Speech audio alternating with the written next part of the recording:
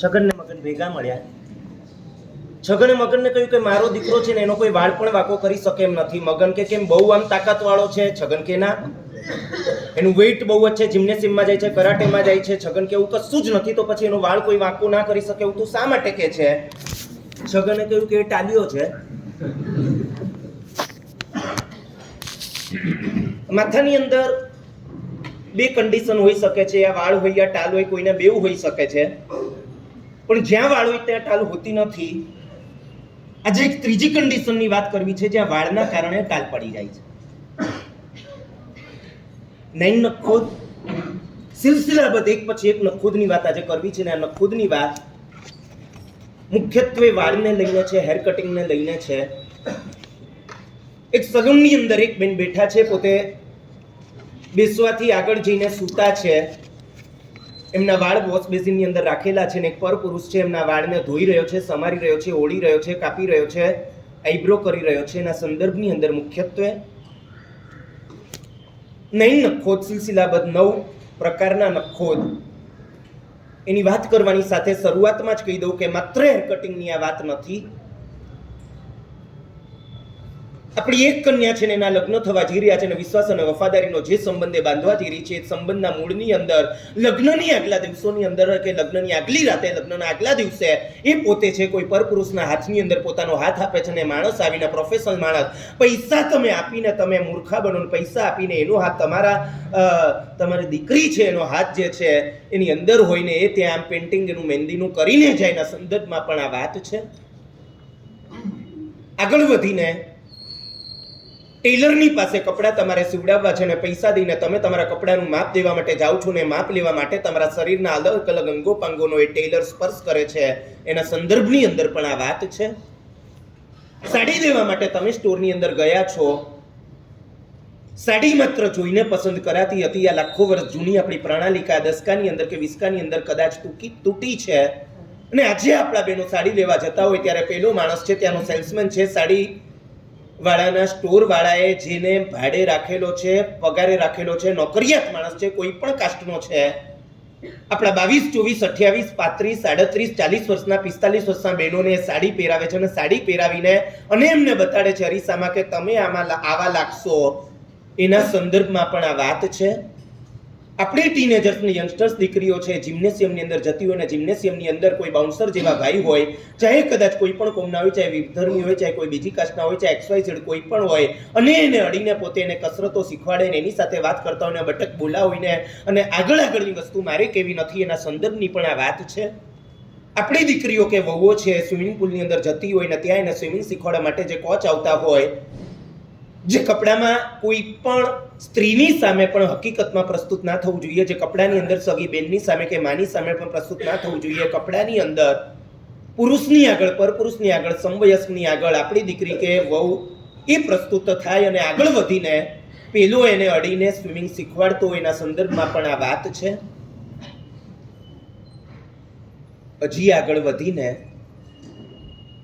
Massage centre હોય, પુરુષને સ્ત્રી કરે ને સ્ત્રીને પુરુષ કરે, આવા સેન્ટર્સની અંદર આપણી દીકરીઓ કે વહુઓ જાય કે તમે જેન્ટ્સ થઈને પણ જાઓ અને વિજાતીય તમને સ્પર્શ કરે, જુએ, એના સંદર્ભમાં પણ આ વાત છે. અને છેલ્લી વાત કહું, જેનાથી છતે કપડે કપડા વગરના લાગીએ, એ ચાહે ઉઘાડા રૂપે, ટ્રાન્સપરન્ટ રૂપે, ચુસ્ત રૂપે, સ્કિન ટાઇટ રૂપે, ટ્રેડિશનલ કે વેસ્ટર્ન કોઈ પણ પ્રકારના એવા કપડાં જેનાથી શરીર, એના અંગોપાંગ વધારે આંખે ઉડીને વળગે, એના સંદર્ભમાં પણ આ વાત છે. માત્ર બહેનો માટેની આ વાત નથી, ભાઈઓને પણ આ વાત યથાયોગ્યપણે લાગુ પડે છે. જેમની થોડી પણ ઈચ્છા હોય કે મારે આ જિંદગીમાં નખોદ તો કાઢવું છે, પ્લીઝ ઊભા થઈને જતા રહે.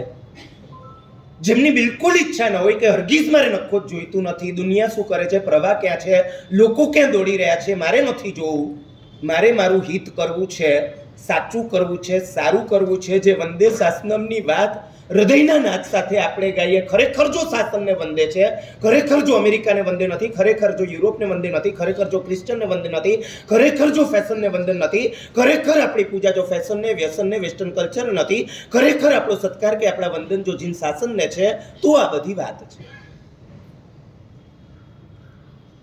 મારી વાત લગભગ વધારે પડતી લાગે, બની શકે સાહેબ આપની ઉત્સવ તરીકે, આદર્શ તરીકે વાત સાચી હશે, જૂના જમાનાની તરીકે વાત સાચી હશે સાહેબ. હવે આ બધું ચાલે છે સાહેબ, હવે આમાં કશું આગું સાહેબ. બહુ તો આપણે એટલું વિચારીએ કે એ પછી એની સાથે ફસાઈ ના જાય, બહુ એવું વિચારીએ કે કોઈ ફસાયેલાને આપણે બચાવી શકે. સાહેબ આપ જે વિચારો છો કે મારે મૂળ જ બંધ કરવું છે ને રસ્તો જ બંધ કરવો છે ને એન્ટ્રી બંધ કરી દેવી છે, 99 પગલા ચાલીને 100મા પગલે બચે ને સાહેબ, તમારી વાત જે છે એવી નથી, અમારી વાત એવી છે 99 પગલા ભલે ચાલી ગઈ એ 100મા પગલે બચી જાય. આપની વાત એવી છે કે પહેલું પગલું ભરે જ નહીં સાહેબ. આ જમાનાની અંદર એ અઘરું છે, તો હું તમને કહી દઉં, તમારી દીકરીઓને વહુઓનું બચવું પણ અઘરું છે. અભ્યુદય નવરો નથી.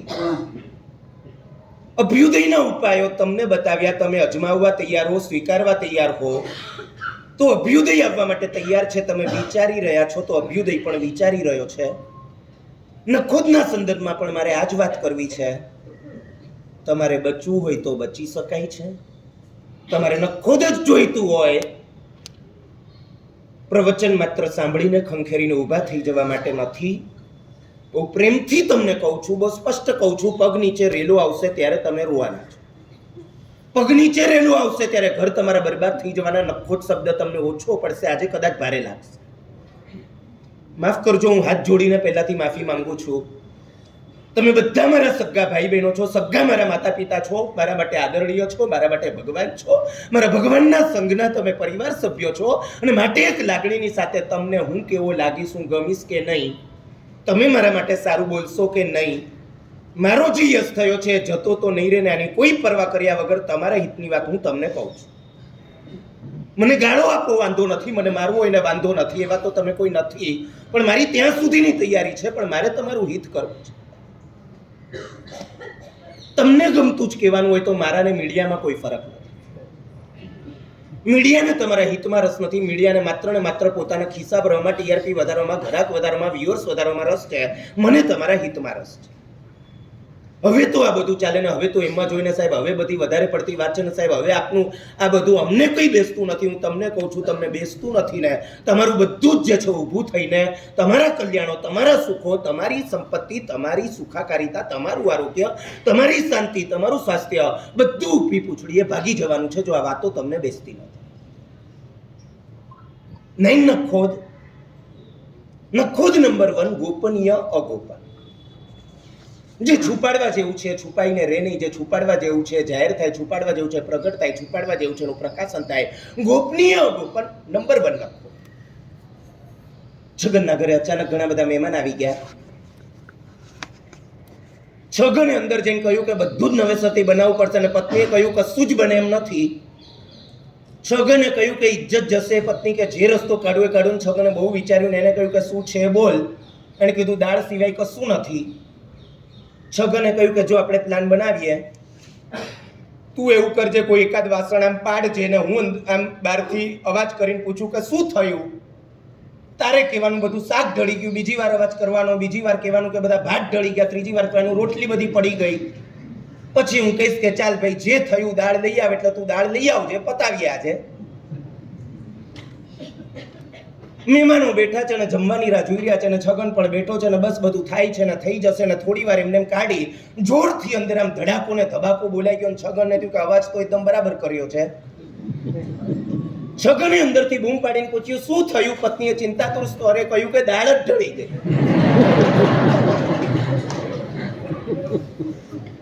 ઘરની આબરૂ જે સાચવવી હતી, જે ગોપનીયનું ગોપન કરવાનું હતું, જે આપણને હવે બનાવવું નથી, કોઈ પડોજણમાં પડવું નથી, મહેનત મજૂરી કરવી નથી ને મહેમાનોને પણ સારું લગાડવું છે, જે આખું નાટક કરવું હતું ને દાળ જે છે છેલ્લા નંબરે બચાવીને આમ લઈ આવવાની હતી ને પહેલા તડાકે દાળ ઢળી જાય.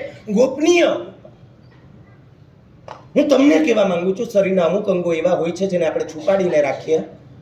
ગમે તેટલા આપણે ફેશનેબલ થઈ જઈએ, ગમે તેટલા મોડર્ન થઈ જઈએ, ગમે તેટલા વેસ્ટર્ન કલ્ચરના આશિક થઈ જઈએ, શરીરના અમુક અંગો આને તો ના જ ઉગાડાય. આપણી પાસે સ્પષ્ટ કદાચ સમજ છે. હું તમને કહેવા માંગુ છું, શાસ્ત્રીય પરિભાષામાં, નીતિશાસ્ત્રની પરિભાષામાં, પરિવાર શાસ્ત્રની પરિભાષામાં, નૈતિક શાસ્ત્રની પરિભાષામાં, ચારિત્ર શાસ્ત્રોની પરિભાષામાં વાળ છે એ પણ ગોપનીય છે.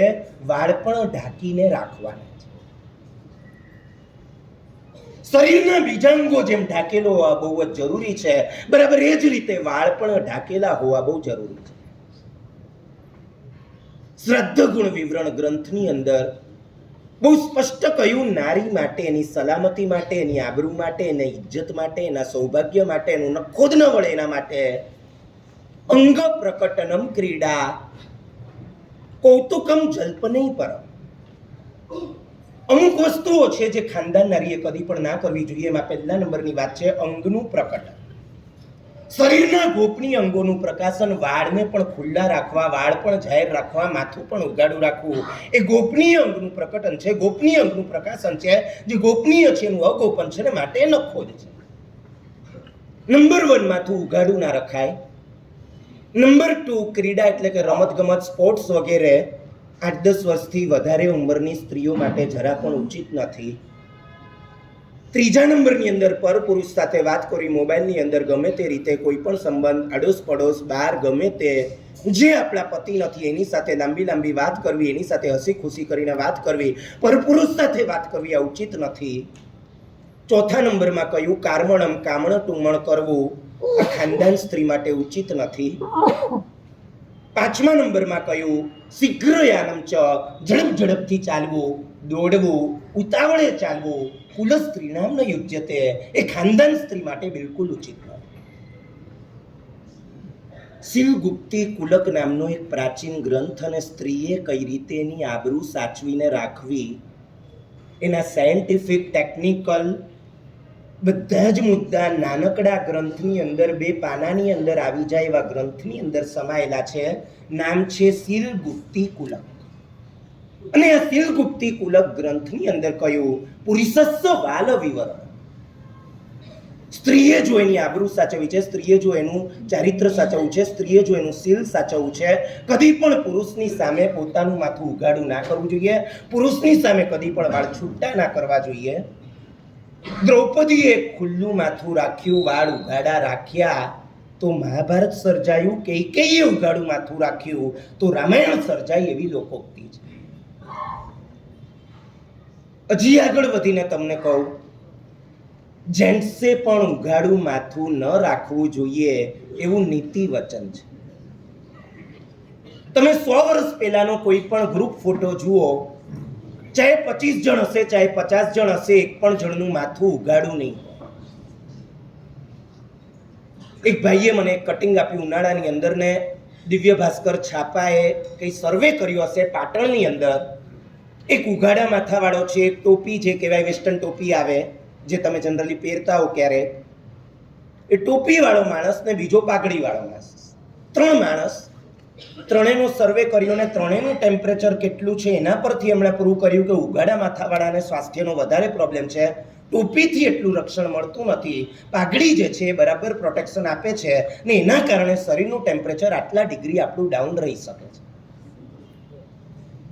પૂજ્ય રામસુરીજી મહારાજા ડેલાવાળા અમદાવાદ ઝવેરી પાર્ક ઉપાશ્રીની અંદર બિરાજમાન હતા અને સાહેબજી પાસે કોઈક શ્રાવક શ્રાવિકા આવ્યા, વંદન કરીને બેઠા. પૂજ્યશ્રી 1 મિનિટ કશું બોલ્યા નહીં ને પછી નારાજ થઈને એમણે કહ્યું, બેનને કહ્યું કે તમે બહાર જાઓ અને માથું ઓઢીને આવો. બીજી વાત સાહેબે કરી, પેલા ઓઢીને તરત આવી ગયા, મિચ્છામ દુક્કમ માંગ્યું ને સાહેબે કહ્યું કે તમારા જેવા શ્રાવક શ્રાવિકા ઉપાશ્રીમાં ઉગાડા માથે આવે એ કેટલું ખરાબ વસ્તુ છે. અને સાહેબે છેલ્લી વાત કરી કે પહેલા તો ભાઈઓ પણ ઉગાડા માથે નતા આવતા. ગોપનીય અગોપન નખોદ નંબર 1. પુરુષની સામે ખુલ્લા વાળ રાખવા સ્ત્રી માટે જરા પણ ઉચિત નથી. આગળ વધીને શિલગુપ્તી કુલકની અંદર પૂર્વાચાર્ય બહુ સ્પષ્ટ કહે છે, ન દંત કેસ રોમાણ સંઠવણમ અચ્યંત ઉચ્ચંત ધમ્મિલ બંધણમ વેણીકરણમ છે. પુરુષની સામે કદી પણ સ્ત્રીએ નખ ના સમારાય, પુરુષની સામે કદી પણ સ્ત્રીએ વાળ ન ઓળાય, પુરુષની સામે કદી પણ સ્ત્રીએ કોઈ રૂમાવલી વગેરે જે છે એનું સમારકામ ના કરાય, પુરુષની સામે કદી પણ સ્ત્રીએ ઊંચો અંબોડો ના બંધાય, પુરુષની સામે કદી પણ સ્ત્રીએ પોતે ચોટલો પોતાનો ના બંધાય. આવું શીલગુપ્તી કુલકનું વચન છે. નખોદ નંબર 1, ગોપનીય અગોપન. જે પુરુષની સામે શુદ્ધ ના કરાય, પર પુરુષોની વચ્ચે કરવામાં આવે, પુરુષના હાથે કરવામાં આવે ને એ પણ માણસ એવો હોય જેનું આપણે નામ શુદ્ધ ના લઈએ, જેના ઘરનું પાણી શુદ્ધ ના લઈએ, એ માણસ આવીને તમારા ઘરની આબરૂ, તમારી બેન, તમારી દીકરી, તમારી પત્ની, તમારી મમ્મી, હું તમને કહેવા માંગુ છું, એના વાળ એ કાપે, પોતાના હાથે એને સમારે. હું તમને કહું છું, આખા પરિવારનું નખોદ નીકળી જાય, શીલનું આમ નિકંદન નીકળી જાય, સ્ત્રીના ચારિત્રનું આમ આખો નખોદ ખચ્ચર ગાણ નીકળી જાય. એના જેવી આ બીના છે જે વારંવાર આપણા પરિવારો ની અંદર થઈ રહી છે. નખોદ નંબર 2, પર પુરુષ સ્પર્શ. એક પછી એક તમે નખોદને બરાબર ધ્યાનમાં લેજો. તમે માનો યા ના માનો, માનશો તો એ રીતે પરચા મળશે, નહીં માનો તો એ રીતે પરચા મળશે. તમારે સુધરવું કે નહીં તમારી ઈચ્છાની વાત છે. તમે જો ઈચ્છતા હો કે સુખી થવું છે, તમે ઈચ્છતા હો દુઃખી થવું નથી, મોક્ષને કદાચ તમે ના માનતા હો, સ્વર્ગને કદાચ તમે ના માનતા હો, પુણ્ય પાપમાં કદાચ તમે ના માનતા હો, નીતિશાસ્ત્રો જેનો આખા વિશ્વની અંદર અભ્યાસ થઈ રહ્યો છે, નીતિશાસ્ત્રો જેને ભલભલા દુનિયાના સાયન્ટિસ્ટો અને શિક્ષિતો પણ પોતે આમ એપ્રૂવ કરી રહ્યા છે કે આ ભારતીય પ્રાચ્ય વિદ્યા 100% સાચી છે ને અમે આટલા એક્સપેરિમેન્ટ કરીએ છીએ ને એના ઉપર આટલા અમને રિઝલ્ટ પણ મળી રહ્યા છે. આ ભારતીય પ્રાચ્ય વિદ્યા છે એકદમ સાચી છે. અમેરિકાની નાસા સંસ્થા, જે સ્પેસ સંશોધન સંસ્થા, અવકાશ સંશોધન સંસ્થા, અને એ સંસ્થાની અંદર રિસર્ચ ડિપાર્ટમેન્ટની અંદર તમારે જો એન્ટ્રી લેવી છે, તમને સંસ્કૃત આવડતું હોવું જરૂરી છે. એ સંસ્થાની અંદર 60,000 મેન્યુસ્ક્રિપ્ટ ભારતીય, એ પોતે ખગોળને, ભૂગોળને એ બધા વિષયની રાખેલી છે. એના આધારે તો એક્સપેરિમેન્ટ આગળ વધારે છે.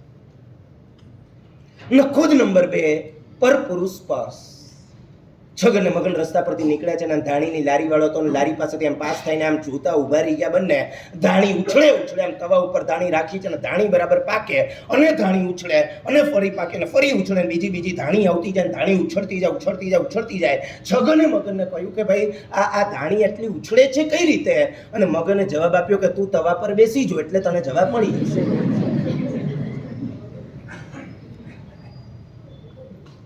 ભારતીય નારી એને કહેવાય, યા એને પતિ સ્પર્શ કરી શકે, યા એને અગ્નિ સ્પર્શ કરી શકે, એના સિવાય કોઈ ત્રીજી વ્યક્તિ જેને જીવનમાં સ્પર્શ ના કરી શકે એને ભારતીય નારી. મને કહેવા દો, તમે પુત્રી નથી, તમે ગધેડી નથી, તમે ગુંડળ નથી, તમે વેશ્યા નથી, તમે ઉલટા નથી. ખાનદાન પરિવારની અંદર તમને જન્મ મળ્યો છે, ખાનદાન કુળની અંદર તમને જન્મ મળ્યો છે, તમને જન્મજાત શીલની સુગંધ મળી છે, તમારા લોહીની અંદર પવિત્ર લોહી વહી રહ્યું છે. હું તમને કહેવા માંગુ છું, આનુવંશિક અનેક સદગુણોને લઈને તમે જન્મ્યા. જમાનાવાદની પાછળ દોડીને, જમાનાવાદની પાછળ તમારા શીલને, ચારિત્રને, સદાચારને, બ્રહ્મચર્યને ફલાચાર, મને એમ શબ્દ નથી મળતા, એને ફના કરીને તમારે સાંભળને સુખી થવાના સપના જોયા છે. પર પુરુષ સ્પર્શ. આ દેશ એ સતીઓનો દેશ છે. રાજસ્થાનની અંદર પદ્મિની જેવી, પદ્માવતી જેવી, અલાઉદ્દીન ખિલજી ચડી આવ્યો છે ને જોઈ લીધું છે કે એક વાર તો એને આમ યુદ્ધ કરીને ભગાડ્યો છે, બીજી વાર દરિયા જેટલું સૈન્ય લઈને આવ્યો છે. પતિ નીકળી ગયા છે, રજપૂતો નીકળી ગયા છે, હજારો રજપૂતો કેસરિયા કરીને પોતે મોતને શરણ થઈ રહ્યા છે, વીરગતિ પામી રહ્યા છે. દરવાજો કિલ્લાનો તૂટવાની તૈયારીમાં છે. સૈન્ય સાથે ધસી આવશે, બધા અમારા પર તૂટી પડશે, અમારા શરીરનો સ્પર્શ કરશે, અમને શીલ ભ્રષ્ટ કરશે, મરી જવા તૈયાર છે. પણ આવી હવે આ પરિસ્થિતિ હરગીજ સ્વીકારવા તૈયાર નથી. 16,000 સ્ત્રીઓ પદ્માવતી રાણી સાથે જોડાય છે, 16,000 સ્ત્રીઓ એક સાથે જોવર કરે છે. મહેલના નીચા ભાગની અંદર મોટો અગ્નિકુંડ બનાવવામાં આવ્યો છે, ઈંધણથી પૂરી દેવામાં આવ્યો છે, આગ પેટાવી દેવામાં આવી છે, ઘીની આહુતિઓ અંદર આપવામાં આવી છે.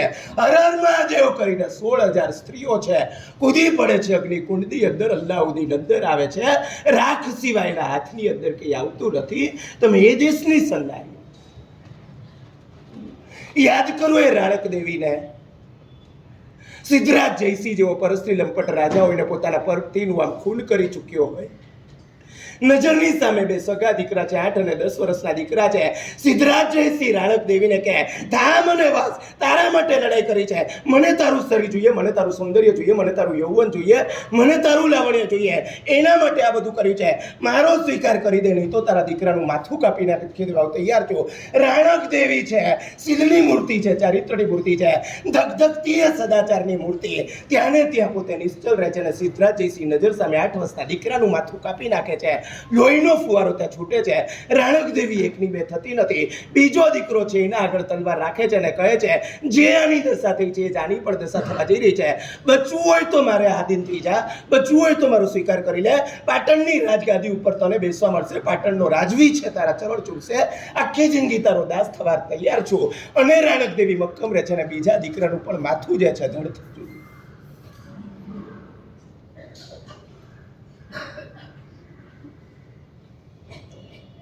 સિદ્ધરાજ જયસિંહ જોઈ રહ્યો છે કે વિફરેલી વાઘડ જેવી રાણક દેવી છલાંગ મારીને હાથમાંથી તલવાર લઈ લે છે, સિદ્ધરાજ જયસિંહના ગળે મૂકી દે છે. નરાધમ, તારી પણ આજ દશા હું કરી શકું છું, પણ ગુજરાતની ધરતીને મારે વિધવા નથી કરવી. મારું શીલ બચાવવા હું મારા જ જીવનનો તાળી રહી છું. તલવાર પોતાના હાથે પોતાના પેટની અંદર ખોસી દે છે. પરપુરુષને પોતાનો સ્પર્શ કરવા દેતી નથી. એ રાણક દેવીના તમે વારસદાર છો. જીન શાસનની અંદર એક અચંકારી ઘટનાની વાત આવે છે. ભીલ રાજાના વશમાં જઈને પડી છે અને ભીલ રાજા કહે છે, રૂપરૂપના અંબાર જેવી એ યુવતી છે, અપ્સરા દેવલોકમાંથી આમ ઉતરી આવી હોય એવી એ દીકરી છે, અને એ કન્યા, એ અચંકારી ભટ્ટા જેને પરણી છે, રીસાઈને બહાર તો નીકળી ગઈ. ભીલ રાજા એને જંગલમાં પકડી છે. મારી રાણી થઈ જાય એના પર દબાવ લાવવા માટે આખા શરીરની અંદર સોયા એને ઘૂસવામાં આવે, એને એમ કોરડાના કોરડા માર મારવામાં આવે.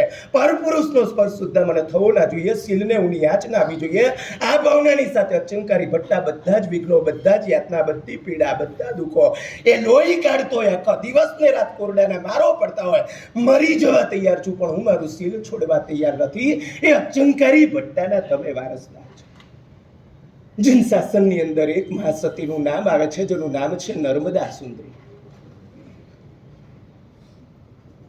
રાજા એની પાછળ પાગલ થઈ જાય છે. કોઈ પણ રીતે પોતાના માણસો દ્વારા એને પકડાવી દે છે અને પાલખીની અંદર એને બેસાડાવી દે છે અને માણસો પાલખી લઈને રાજમહેલ જઈ રહ્યા છે. પતિનો પત્તો નથી, સાસરાનો પત્તો નથી, પિયરનો પત્તો નથી, એકલી અટોલી એવી પરિસ્થિતિની અંદર આવી ગયેલી છે. અને નર્મદા સુંદરી રાજા પોતાને પાલખી લઈને બોલાવીને રાજા રાણી બનાવવા માટે તૈયાર હોય, રાજા ઘરેણાઓથી લાદી દેવા માટે તૈયાર હોય, રાજા દુનિયાભરના સુખો આપવા માટે તૈયાર હોય. નર્મદા સુંદરી પાલખીની અંદર બેઠા બેઠા હરખ પદુડી નથી થતી. નર્મદા સુંદરી, ચાલો મારા દુઃખોનો અંત આવ્યો, એ પતિ નહીં તો આ પતિ, એસ કરીશ, જલસા કરીશ, આખી જિંદગી રાણી બનીને રહીશ. નર્મદા સુંદરી એવું નથી વિચારતી. નર્મદા સુંદરી છે એ હરગીઝ તૈયાર નથી. રાજા મને ભોગવે વાત દૂર છે, રાજા મને સ્પર્શ કરી શકે વાત દૂર છે, રાજા મને જોઈ સુદ્ધા ના શકે, હું શું કરી શકું? અનરાધાર અશ્રુ પાલખીની અંદર નર્મદા સુંદરી વાવી રહી છે. શાસન દેવતાને યાદ કરે છે, શ્રુત દેવતાને યાદ કરે છે, ભગવાનને યાદ કરે છે. કોઈ પણ હિસાબે મારા શીલની રક્ષા થવી જોઈએ. નર્મદા સુંદરી પાલખી આમ જઈ રહી છે. અંદરથી સ્પાર્ક થાય છે, અંદરથી લાઈટ થાય છે, અંદરથી ઝબકારો થાય છે. સીધી કૂદકો મારે છે. બાજુમાં મોટી ગટર છે, ગટરની અંદર ડૂબકી લગાવતી જાય, આમ સૂચી નાખતી જાય, આમ પોતે ગંડા કાઢતી જાય. પહેલા માણસો બધા ગભરાયા કે ભાઈ આ રાજાને કઈ ગલતફહેમીથી લાગી છે, રાજાને ગેરસમતી લાગે છે. દોડે છે અમુક માણસો, રાજાને સમાચાર આપે છે, એ તો પાગલ છે ને, ગટરમાં ડૂબકી મારે ને સૂચી ખાઈને લવારા કરે, ગાંડા વેડા કાઢે. રાજા કે મૂકો, એનું મારે કઈ કામ નથી. અને આ રીતે પણ નર્મદા સુંદરી પોતાના શીલની રક્ષા કરે. શાસ્ત્રકાર ભગવંતો કહે છે, લિંગિન્યા વેશ્યાદાસ્યા. કોઈ જોગણ હોય, કોઈ તાપસી હોય, કોઈ પરિવ્રાજિકા હોય, કોઈ કારીગરની પત્ની હોય, કોઈ દાસી હોય, કોઈ વેશ્યા હોય, કોઈ સ્વૈરિણી એટલે કે સ્વચ્છંદ, પોતાની રીતે કોઈ જુએ, કોણ જાણે, શું જાણે, જે પતિના પણ કંટ્રોલમાં નથી, જે પિતાના પણ કંટ્રોલમાં નથી, એવી સ્ત્રી છે. યુજ્યતેની વ સંપર્ક.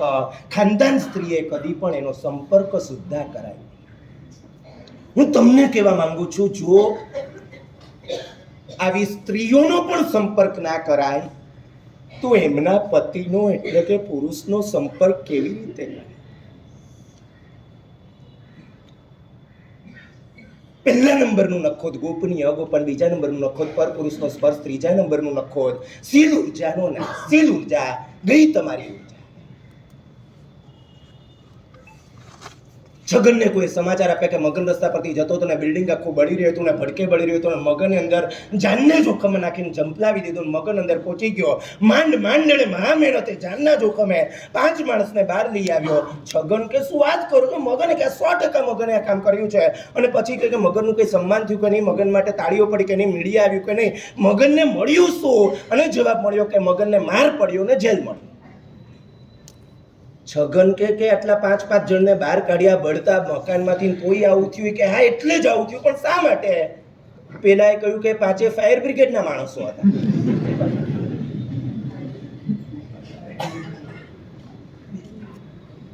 તમારું શિક્ષણ કેટલું છે, તમારા પૈસા કેટલા છે, તમારી બુદ્ધિ કેટલી છે, તમારી આવડત કેટલી છે, તમારી સ્માર્ટનેસ કેટલી છે, કેટલા તમે મોડર્ન અને ફોરવર્ડ છો, બધી વાત બાજુ પર રાખીને નંબર 1 વાત જે છે ને એટલો જ વિચાર કરવા જેવો છે કે તમારામાં કોમન સેન્સ છે કે નથી.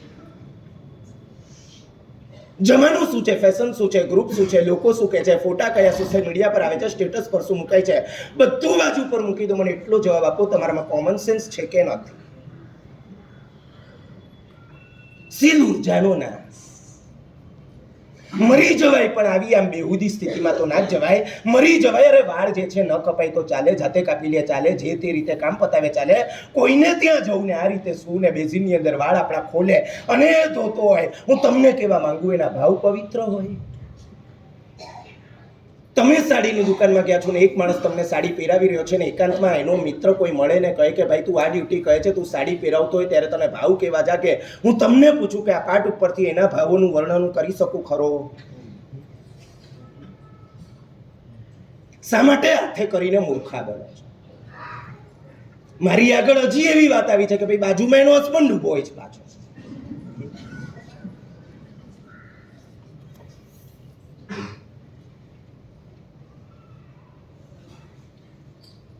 કઈ જાતના તમે પતિ છો? કઈ જાતના તમે દીકરા છો? કઈ જાતના તમે ભાઈ છો?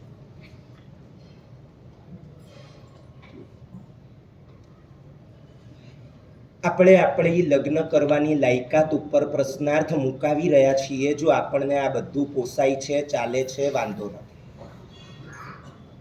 તમે બહુ મોકળા મનના છો, તમે ઓપન માઇન્ડના છો, તમે ઓર્થોડોક્સ નથી, તમે બહુ જ ફોરવર્ડ છો.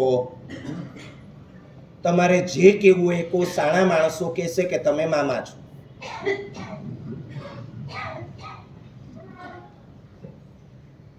સીલ ઉર્જાના કોમન સેન્સ, મારી સીલની ઉર્જા જતી રહે, મારું કેરેક્ટર જતું રહે, મારું બધું જ જતું રહે. હું તમને કહેવા માંગુ છું, આખી જિંદગી તમે જે તપસ્યાઓ કરી હશે, કદાચ 2, 5, 7, 8, 10 તમે 28 કરી હોય, કદાચ એક બે સિદ્ધિ તપ કર્યા હોય, કદાચ એકાદ માસખમણ કર્યું હોય, આખી જિંદગીની કરેલી તપસ્યાઓ તમે ત્યાં એવી જગ્યાએ પગ મૂકો ને બધી તપસ્યા બળીને તમારી ખાક થઈ જાય છે.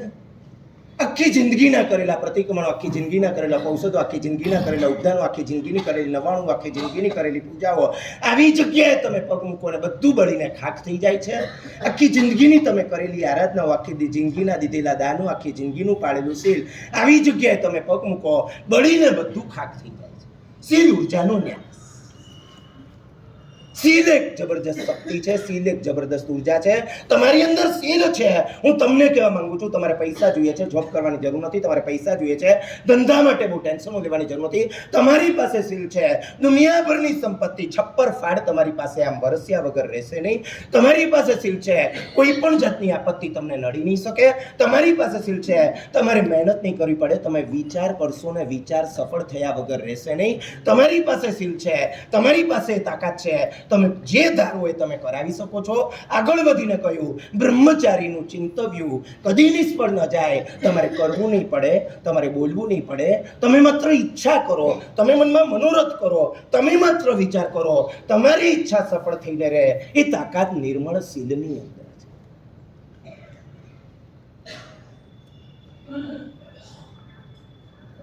નખોદ નંબર 3 સીલ ઉર્જા નાશ. નખોદ નંબર 4 દિવ્ય સાનિધ્ય નાશ. જીન શાસન બહુ સ્પષ્ટ કહે છે શિયળે સંકટ સવી ટળે, શિયળે વાંછિત સિદ્ધ, શિયળે સુર સેવા કરે, 16 સતી પ્રસિદ્ધ. બધા જ સંકટ શિયળથી એટલે કે નિર્મળ શીલથી દૂર થઈ શકે, બધી જ મનોવાંછિત કામનાઓ પૂરી થાય એ તાકાત શીલની અંદર છે. અને દેવતાઓ પોતે દેવલોકની અંદર રહેતા હોય, ધૂમ સાહેબી હોય, મોજડીનો હીરો આખા ભારતને ખરીદી શકે એવો હોય, અપ્સરાઓ એમની અદ્ભુત હોય, વાવડીઓ એની બેજોડ હોય, કલ્પવૃક્ષો એમના અજબ ગજબના હોય, એમના રત્નના સ્તંભોવાળા વિમાનો હોય, દિવ્ય એમાં વિક્રિય શરીર હોય, મળમૂત્ર અસુચિ વગરના એમના પવિત્ર શરીર હોય, સુગંધ સુગંધ સુગંધ સુગંધ સુગંધ એમનું શરીર આખું છોડતું હોય. અને એ દેવતાઓ પણ જે છે જેની પાસે નિર્મળ શીલ હોય, ભલે મનુષ્ય છે, ભલે મળમૂત્ર અને હાડચામના એમના શરીર છે, ભલે એમનું આયુષ્ય ઓછું છે, ભલે એમનું તેજ ઓછું છે, ભલે એમની કાંતિ ઓછી છે, ભલે એમની શક્તિ ઓછી છે, છતાંય દેવતાઓ આવીને એમની સેવા કરે. આ તાકાત નિર્મળ શીલની છે.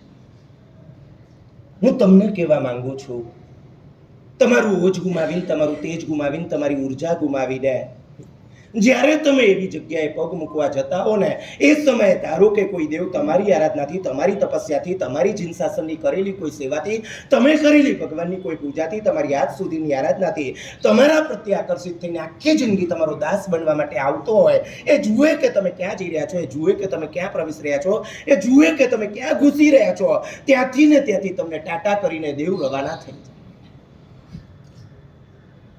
નખોદ નંબર 4, દિવ્ય સાનિધ્યના. તમારા કુળ દેવતા 77 પેઢીથી અખંડપણે તમારા કુળની રક્ષા કરતા હોય. તમારી મમ્મીએ સાસુએ પાપ નહોતું કર્યું, એમના સાસુએ પાપ નહોતું કર્યું, એમના સાસુએ પાપ નહોતું કર્યું, તમારી 777 પેઢીમાં આ પાપ કોઈએ કર્યું નથી. આ પાપ આજે પહેલી વાર તમે કરવા ગયા. તમે કોઈ દરજી પાસે કપડાં મપાવ્યા, તમે કોઈ પુરુષ પાસે મહેંદી મુકાવી, તમે કોઈ જે છે એની પાસે મસાજ કરાવ્યો, તમે કોઈ પાસે વાળ કપાવડાવ્યા, તમે કોઈ પાસે આઈબ્રો કરાવી. આજે તમે પહેલી વારે પાપ કર્યું. કદાચ હજારો વર્ષોથી, સેંકડો વર્ષોથી તમારા પરિવારની સેવા કરતા એ કુલ દેવતાઓ એ પડે તમને બાય બાય કરીને જતા રહે. હવે આ ઉચ્ચ કુળ રહ્યું નથી, હવે આ નીચ કુળ રહ્યું છે. ઉચ્ચ અને નીચ કુળની સીધી પરિભાષા આ છે, જ્યાં ચારિત્ર બહુ મજબૂત હોય, ચારિત્ર અણિશુદ્ધ હોય, જે ઘરના બહેનો આબરૂદાર હોય, જે ઘરના બહેનો અડી શકે કોઈ વાત દૂર છે, જેને જોઈ સુદ્ધા ના શકે, ઉચ્ચ કુળ. જેમના ઉઘાડા શરીરોને જોઈ શકાય, જેમના શરીરના અંગોપાંગોને જોઈ શકાય, જેમને બેફામ અડી શકાય. હજી આગળ વધીને કહું, આપણા કરતા કદાચ વેશ્યાઓ સારી, જે પૈસા લઈને શરીર વેચે છે, પૈસા દઈને શરીર વેચવા વાળા, કદાચ અપેક્ષા એના કરતા આપણે નીચે ઉતરી ગયા.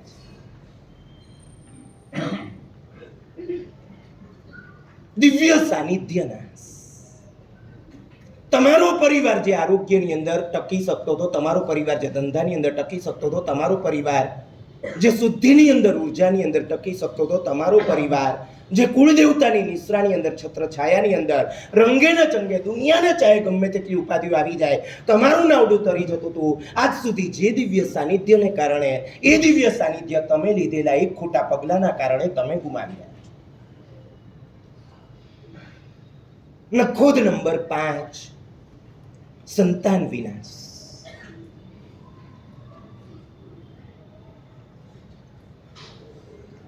છગનનો છોકરો સ્કૂલમાં ગયો તો ત્યાંથી પ્રિન્સિપાલનું કહેણ આવ્યું કે તમે જલ્દીમાં જલ્દી આવી જાઓ. છગન ઓફિસેથી દોડ્યો ને સ્કૂલે પહોંચ્યો ને પ્રિન્સિપાલે પોતાની કેબિનની અંદર બોલાવ્યો ને છોકરો ત્યાં છે ને બીજાય છોકરાઓ ત્યાં છે. છગને કહ્યું કે બોલો શું કામ છે? ને પ્રિન્સિપાલે કહ્યું કે તમારા દીકરાની ફરિયાદ છે. છગને કહ્યું બોલો જે ફરિયાદ હોય. પ્રિન્સિપાલે કહ્યું કે તમારો દીકરો છે ને બીજા છોકરાઓની પેન્સિલો ચોરી લે છે. છગને કહ્યું બને જ નહીં, આ બધા સાક્ષી છે, વારંવાર પેન્સિલો ચોરે છે, પછી તમને બોલાવ્યા છે. છગન કે બને જ નહીં. અરે પણ બન્યું છે એનું શું? છગન કે પણ એવું શા માટે કરે? હું મારી ઓફિસમાંથી એને ઘણી પેન્સિલો લાવી આપી છું. તમે પરપુરુષ પાસે મોઢું ધોવડાવવા રાજી હો, તૈયાર હો, સ્વીકાર્ય હોય, તમે એટલું કોમ્પ્રોમાઇઝ કરો છો. તમે 10 પગથિયા નીચે ઉતર્યા છો, તમારી દીકરી, તમારી પુત્રવધુ 40 પગથિયા નીચે ઉતરશે. તમે મોઢું ધોવડાવો છો, એ શરીર ધોવડાવશે. તમારા વાળ કોઈ પરપુરુષ સમારે, તમને વાંધો નથી. હું તમને કહેવા માંગુ છું, એનું આખું શરીર છે પરપુરુષ સમારતા હશે, એનું આખું શરીર છે પરપુરુષ સડતા હશે, એને ચૂથી નાખતા હશે, એના કેરેક્ટરને રફે દફે કરી દેતા હશે. હું તમને કહું છું, એના શિલાન્યાસ આજે 10 પગથિયા ઉતરીને તમે કરી રહ્યા છો. તમારે સીધા રહેવું નથી, તમારે પવિત્ર રહેવું નથી, તમને તમારા શોખ અને ઓરતાઓ પૂરા કરવા છે. જમાનાની ઘેલછા તમને પણ લાગી છે. 35 ને 40 ને 45 ને 50 વર્ષે પણ તમને થાય આપણી ઉંમરમાં આવા તાગડધીના કરવાના રહી ગયા છે, આપણા શોખો બાકી રહી ગયા, હજી તમારે પૂરા કરવા છે. હું તમને કહું છું, તમે તમારી દીકરીઓ અને વહુઓને ભૂલી જાઓ. ફરવા માટે તમે જવું છે. 40, 50 ને 60 વર્ષે પણ આમ શરમથી આંખો બીજાની ઝૂકી જાય એવા કપડાં તમારે પહેરવા છે, તાગડધીના કરવા છે, ફોટા પડાવવા છે, સોશિયલ મીડિયા પર મૂકવા છે. હું તમને કહું છું, તમે અડધા પોણા કપડાં છોડો છો, તમારી દીકરીઓ અને વહુઓનું થશે. પરિવારનું સુખ તમને જોઈએ છે, સિલનું સુખ તમારે જોઈએ છે, આબરૂનું સુખ તમારે જોઈએ છે, પરિવારની અંદર તમારી ગરિમા હોય એ સુખ તમને જોઈએ છે, પરિવાર તમારી સેવા કરે આ સુખ તમને જોઈએ છે. સીધા રહેતા તમને ફાવતું નથી, સીધા તમારે રહેવું નથી, તાગડધીના બધા કરી દેવા છે. સાવ નિર્લજ્જ થઈને આમ જેને કહેવાય આપણને બિલકુલ ના શોભે એવા કામો તમારે કરવા છે. હું હજી આગળ વધીને કહું, તમારા ઉપર એક ઇમેજ એવી આવી છે, કોઈનું સ્ટેટસ તમને એવું દેખાયું છે, કોઈએ તમારા પર વોટ્સએપ પર આવા ફોટા મૂક્યા છે, તમારે શા માટે સામે તાળીઓ વગાડવી જોઈએ? સમાજની અંદર, સંઘની અંદર એક એવી છાતી ના હોય, એને રિવર્સ મેસેજ મોકલી દે, એક અક્ષરનો મેસેજ હોય, છી. તમે એટલું ના કરી શકો? તમે કોઈના ઘરે ગયા છો, તમારા મિત્રની 2.5 વર્ષની દીકરી તમારી સામે આમ આવીને ઉપસ્થિત થઈ છે, શરીર એનું ઢાકેલું ઓછું છે, ઉગાડું વધારે છે, હિરોઈન જેવો ડ્રેસ એને પહેરાવ્યો છે. હું તમને પૂછવા માંગુ છું, તમે એને શું કહો છો? બેટા આવું ના પહેરાય એવું કહો છો, બેટા આપણા સંસ્કાર નથી એવું કહો છો, એના મા બાપને કહો છો કે તમને આ બધું શું સૂજે છે, કે તમે કહો છો કે અમને બહુ સરસ લાગે છે? હું તમને પૂછું છું, તમે બોલો છો શું? સરસ લાગે.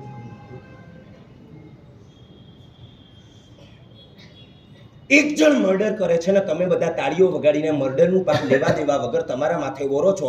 વ્યક્તિના મર્ડર કરતા પણ, સમૂહના મર્ડર કરતા પણ, સમૂહ જે તત્વથી જીવે છે, શીલ અને સદાચારનું મર્ડર વધારે ખતરનાક છે. આટલું તમને સમજાતું નથી.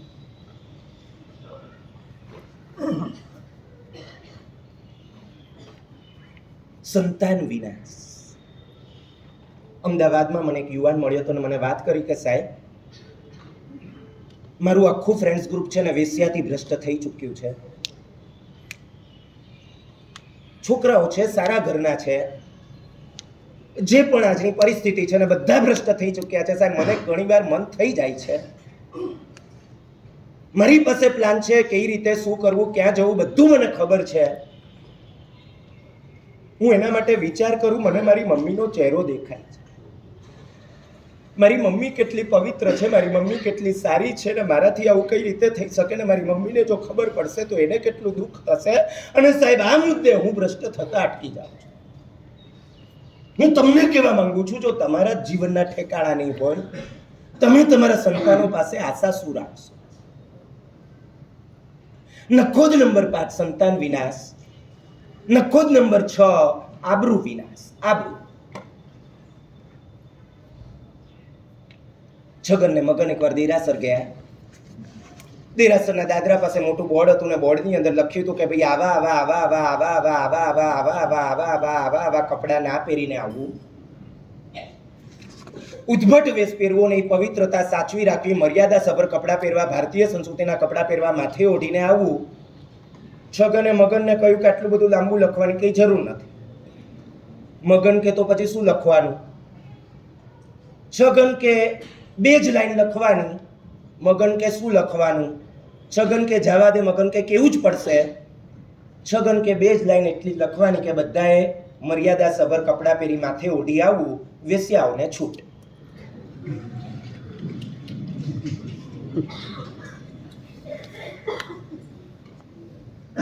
પરપુરુષ અડે અને જેને વાંધો નથી, પરપુરુષ પોતાના વાળને અડે વાંધો નથી.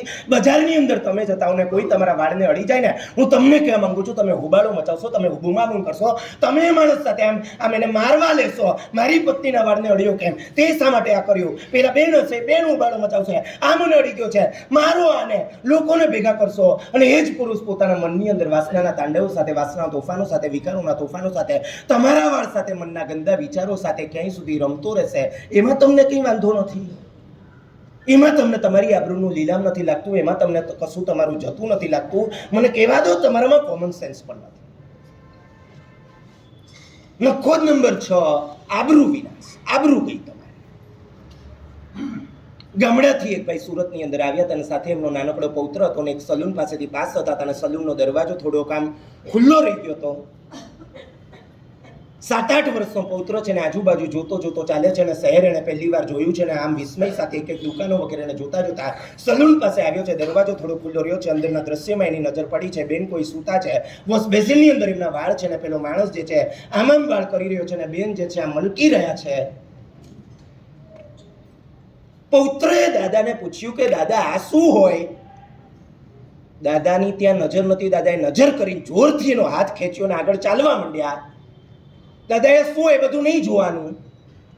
અને દાદા પોતે ત્યાં ને ત્યાં પોતે આમ સ્વગત બબડ્યા કે આ બધા બહેનો ધંધો કરતા હોય ને એટલે આ બધા ઠઠારા એમણે કરાવવા પડે અને ધંધો કરતા કરતા બીજા માણા એમને અડે ને એ બધું એમને સદી ગયું હોય એટલે એમને કોઈ વાંધો નહીં. આબરૂનાશ. હું તમને કહેવા માંગુ છું 4 આના માટે 1000 કરોડ તમે ગુમાવી રહ્યા છો. મળવાના કદાચ 4 આના છે. 1000 કરોડની આબરૂ તમે ગુમાવી રહ્યા છો. 2-4 માણસ તમારા વખાણ કરે, 2-4 માણસ તમને સારા કહે, 2-4 માણસ તમારા ઉપર નજર બગાડે, આગળ વધીને તમે ફોટા મૂકી દીધા અને 200-400 માણસ તમારા માટે તાળીઓ વગાડે. હું તમને કહું કે આ 200-400 માણસ જેના માટે તાળીઓ વગાડે, 200-400 માણસ જેના વાળને જોઈ શકે, 200-400 માણસ જેના વાળના હેરસ્ટાઈલના વખાણ કરી શકે, એ આબરૂદાર સ્ત્રીઓ, એ ખાનદાન સ્ત્રીઓ, એ કુલ વધુ હોય, એ કુલાંગના હોય કે પછી વેશ્યા કે કુલટા.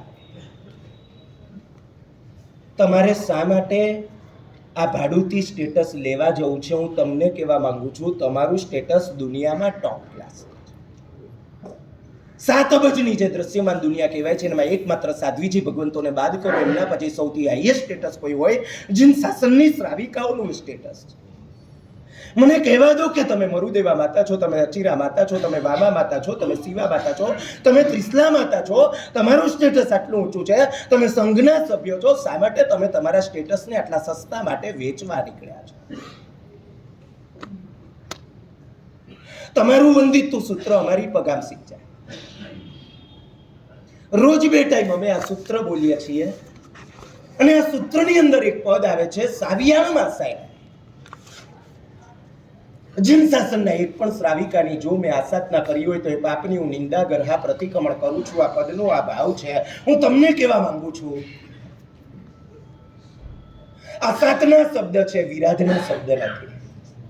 તમને ઈર્યાવી સૂત્ર આવડતું હશે. એની અંદર આવે જેમે જીવા વિરાયા, આગળ વધીને આવે અભિયા, વત્તિયા, લેસિયા, આસાઈયા શબ્દ ના આવે. આસાધના એને જ કહેવાય કે જે આરાધ્ય હોય. હું બહેનોને કહેવા માંગુ છું તમે આરાધ્ય છો. મરુદેવા માતા આરાધ્ય છે, ત્રિશલા માતા આરાધ્ય છે, આદિનાથ ભગવાન આરાધ્ય છે, મહાવીર સ્વામી આરાધના છે, જે ગૌતમ સ્વામી કો, સુધર્મા સ્વામી કો, પૂર્વાચાર્યોની આખી પરંપરા કહો, વર્તમાન કાળના બધા જ ગચ્છાધિપતિને સાધુ સાધુ જે ભગવંત કહો એ બધા પણ આરાધ્ય છે. તમે પણ આરાધ્ય છો. તમારી આ કક્ષાની આબરૂ છે, તમારી આ કક્ષાની કીર્તિ છે, તમારું આ કક્ષાનું સ્થાન છે, તમારું આ કક્ષાનું સ્ટેટસ છે. 4 આના માટે થઈને 1000 કરોડ રૂપિયાની આબરૂનો નાશ કરવા માટે તમે શા માટે લાલાઈ? મને કહેવા દો અહીંયા એક પણ દીકરો ના હોવો જોઈએ. તમારી મમ્મી આ રીતે આબરૂનું લીલામ કરે, તમારી મમ્મીને કોઈ પરપુરુષ હાથ લગાડે, તમારા મમ્મીના વાળ જે છે કોઈ પરપુરુષ એની અંદર હાથ લગાડે, તમારી મમ્મીને કોઈ પરપુરુષ સડે, તમારી મમ્મીને કહે કે જુઓ તમારો નંબર આપી રાખો, જ્યારે સિઝન હશે ને, જ્યારે ફેસ્ટિવલ હશે, તહેવાર હશે, અમે કોલ કરશું, એ દિવસે ડિસ્કાઉન્ટ હશે, એ દિવસે તમે આવજો. છેલ્લામાં છેલ્લી કોમના માણસ પાસે આપણા ઘરના મા દીકરીને વહુઓને બેનના નંબર્સ હોય. હું તમને કહેવા માંગુ છું આપણે ઢાંકણીમાં પાણી લઈને ડૂબી મરવું જોઈએ.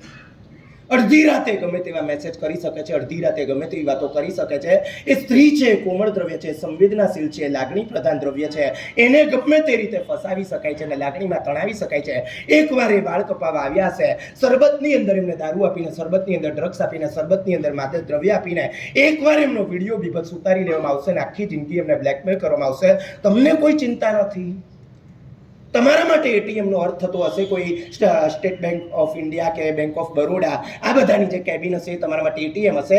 જે શિકારીઓ છે, જે લૂંટારા છે, જે દૂતારા છે, જે ગુંડા છે, જે આવા દીકરીઓને વહુઓ જે છે એમના શિકાર ગોતતા ફરે છે, એમના માટે એટીએમ આપણા ઘરની પરણેલી આબરૂદાર વહુઓ હોય છે.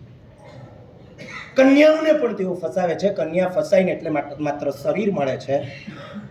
આબરૂદાર વહુ ફસાય એટલે પછી શરીર પણ મળે છે અને સંપત્તિ પણ મળે છે. આખી જિંદગી એમને બ્લેકમેલ કરતા રહો, આખી જિંદગી એમને નીચોવતા રહો, આખી જિંદગી એમને રડાવતા રહો, આખી જિંદગી એમને ચૂતતા રહો, નવા નવા વિડીયો એમના બનાવતા રહો, ઘરે ગમે તેમ જુઠ્ઠું બોલીને સોનાના દાગીના એના ખાલી કરાવતા રહો, એના નોટોના બંડલે બંડલ ખાલી કરાવતા રહો.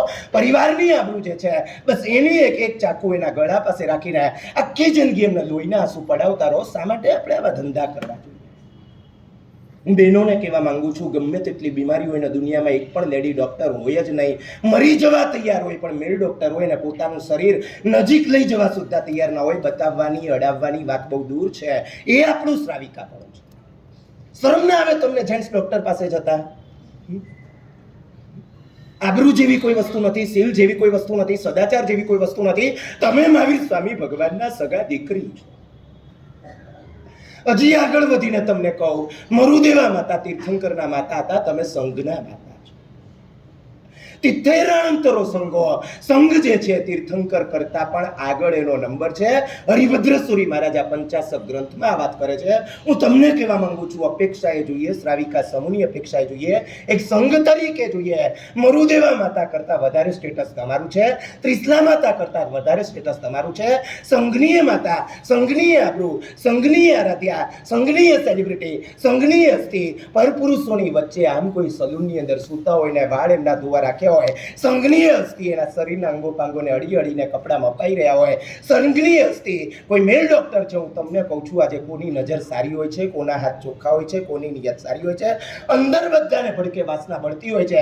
ગમે તે ઉંમર હોય, ગમે તે કોમ હોય, ગમે તે વ્યક્તિ હોય, ગમે તેની સાથે ગમે તેવી રમત કરતા કોઈ જ્યારે અટકતું નથી, એ સમય એવી વ્યક્તિની સાથે એકાંતમાં જઈને કેબિનની અંદર પોતાનું શરીર સોંપી દેવું. હું તમને કહું છું, શા માટે તમારે આવા અખતરા કરવા છે? નખોદ નંબર 6, આબરૂનાશ. આબરૂનાશ. હું તમને કહેવા માંગુ છું, દીકરો એને કહેવાય પોતાની મમ્મીને કોઈ હાથ લગાડે ને એનો હાથ કાપી નાખે.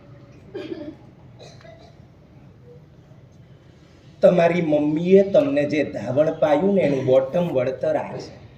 બોટમની વાત કરું છું. તમારી મમ્મીના સીલની તમને કોઈ ચિંતા ન હોય, તમારી મમ્મીના સીલની તમને કોઈ જવાબદારી ના હોય, એના દીકરા તરીકે કહેવા માટે તમે લાયક નથી. અહીંયા એકેય પતિ નથી. મને કહેવા દો આજે. તમે બાકાતો તો હું તમને ધન્યવાદ આપું છું, તમે બાકાતો હું તમારી અનુમોદના કરું છું, તમે બાકાતો તો તમારા માટે મારા શબ્દો નથી. આપણી પત્ની ગમે ત્યાં જતી હોય ને આપણી પત્નીને ગમે તે વ્યક્તિ અડતી હોય, આપણી વ્યક્તિને ગમે તે વ્યક્તિ જોતી હોય, આપણી પત્ની જે છે સોશિયલ મીડિયામાં એના સ્ટેટસો આવતા હોય, સોશિયલ મીડિયાની અંદર એના ફોટા ફરતા હોય, ગમે તેવી ગંદી કોમેન્ટો થતી હોય, ગમે તેવા ગંદા વિચારો આપણી નજીકના સંબંધની વ્યક્તિઓ પણ એ ફોટા જોઈને એના પ્રત્યે કરતી હોય, ગમે ત્યાં જઈ શકે, ગમે તેના નંબર હોય એની પાસે હોઈ શકે, એના નંબર ગમે તે વ્યક્તિ પાસે હોઈ શકે, ગમે ત્યારે સીલ ભ્રષ્ટ થઈ શકે અથવા સીલ ભ્રંશ થઈ ચૂકી હોય. હું તમને કહેવા માંગુ છું, આપણે પતિ નથી, આપણે મામા છીએ. અંદરથી ઘણા અમે બળીએ છીએ, અંદરથી ઘણા રડીએ છીએ. અમારા ભગવાનનો સંગ છે. અનંત તીર્થંકરોએ જે શીલ અને સદાચારની વાત કરવા માટે આજ સુધીમાં અનંતી દેશના આપી દીધી, અનંતા પૂર્વાચાર્યો અનંતા પ્રવચનો જે શીલ અને સદાચારની રક્ષા માટે આપ્યા, આટલી સસ્તી રીતે, આટલા મફતમાં, આટલા આમ જેને કહેવાય, જેનો કોઈ ઇસ્યુ જ ના કહેવાય, જેનો કોઈ રીઝન જ ના કહેવાય, એના માટે બધું રફે દફે કરી દેશો. નખોદ નંબર 6, આબરૂનાશ. નખોદ નંબર 7, પતિ વિનાશ. પતિ ગયા. છગન ઓફિસથી ઘરે આવ્યો ને પત્નીએ જોરથી ભેકડો તાણ્યો. રડે જઈને આજુબાજુવાળા ભેગા થયા ને આમ છગને પૂછ્યું કે ભાઈ શું થયું, કે હમણાં જ ભેકડો ચાલુ કર્યો છે. છગને પૂછ્યું શું થયું, બોલે રડે જાય. છગને કહ્યું કે હવે તમાશો થાય છે, બધા લોકો ભેગા થયા, હવે બોલ શું છે? ને પત્નીએ કહ્યું કે તમને મારા માટે પ્રેમ જ રહ્યો નથી. છગન કે પણ શું થયું એ તો બોલ. પત્નીએ કહ્યું કે જો 6 મહિના આપણા લગ્ન ના થયા તો બરાબર છે, એમાં પ્રેમ ન રહ્યો એવી ક્યાં? તમે સાંભળો બરાબર. 6 મહિના આપણા લગ્ન થયા, પેલા છે ને તમે મને આગ્રહ કરીને વધારે જમાડતા હતા ને પોતે ઓછું જમતા હતા, હવે પોતે વધારે જમી લો છો ને મારો ભાવે પૂછતા નથી. છગને કહ્યું તો શું થયું? પણ હાલ એટલો તો પ્રેમ નથી રહ્યો. છગને કહ્યું, જો આમાં છે ને પ્રેમ રહ્યો ના રહ્યો એવું કોઈ કારણ નથી. પત્ની કે તો શું કારણ છે? છગન કે કારણ એટલું જ છે કે હવે તને રસોઈ બનાવતા આવડી ગઈ.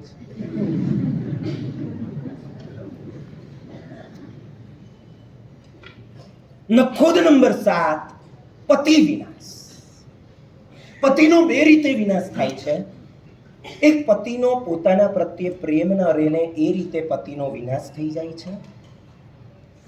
બીજી રીતે જે નિર્મળશીલ પાળતા નથી એમને એવું દુર્ભાગ્ય નામ કર્મ બંધાય છે, એવા અભાગ્યા બને છે કે અકાળે નાની ઉંમરમાં એમના પતિનો મૃત્યુ દ્વારા કે છૂટાછેડા દ્વારા એમને વિયોગ થઈ જાય છે. હું તમને પૂછું છું, તમારે હેરસ્ટાઇલ શા માટે કરવી છે? તમારે પતિને ખુશ કરવા માટે હેરસ્ટાઇલ કરવી હોય તો સમજી લો તમે ઊંધા રસ્તે દોડી રહ્યા છો. તમારી પતિ સિવાયની વ્યક્તિ જે છે એ તમને સ્પર્શ કરે, અડે, તમારા માટે વાસનાના તોફાનો ધમસાણો ચલાવે, કદાચ એનાથી આગળ તમે બિલકુલ ન વધ્યા હો તો પણ તમે પતિનો પ્રેમ ગુમાવી રહ્યા છો જો તમને આ રીતે હેરસ્ટાઇલ કરવી પસંદ છે. પતિને ખુશ કરવા હેરસ્ટાઇલ કરવી, આ ઓપ્શન ઉડી જાય છે. બીજો ઓપ્શન લઉં, બીજાને ખુશ કરવા. આ ઉલટાના રસ્તા કહેવાય, આ ખાનદાન નારીના રસ્તા કહેવાય છે. ખાનદાન નારીનું રૂપ, ખાનદાન નારીના અંગોપાંગ, ખાનદાન નારીના વાળ, ખાનદાન નારીનો મેકઅપ, ખાનદાન નારીનું લાવણ્ય, ખાનદાન નારીનું સૌંદર્ય માત્ર ને માત્ર પતિ માટે હોય, બીજા કોઈનો સ્કોપ ના હોય, એને જ ખાનદાન નારી કહેવાય.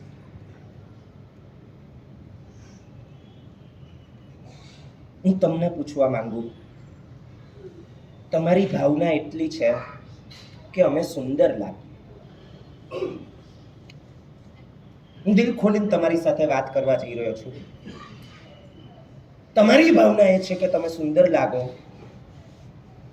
તમને સૌંદર્યની વ્યાખ્યા ખબર છે?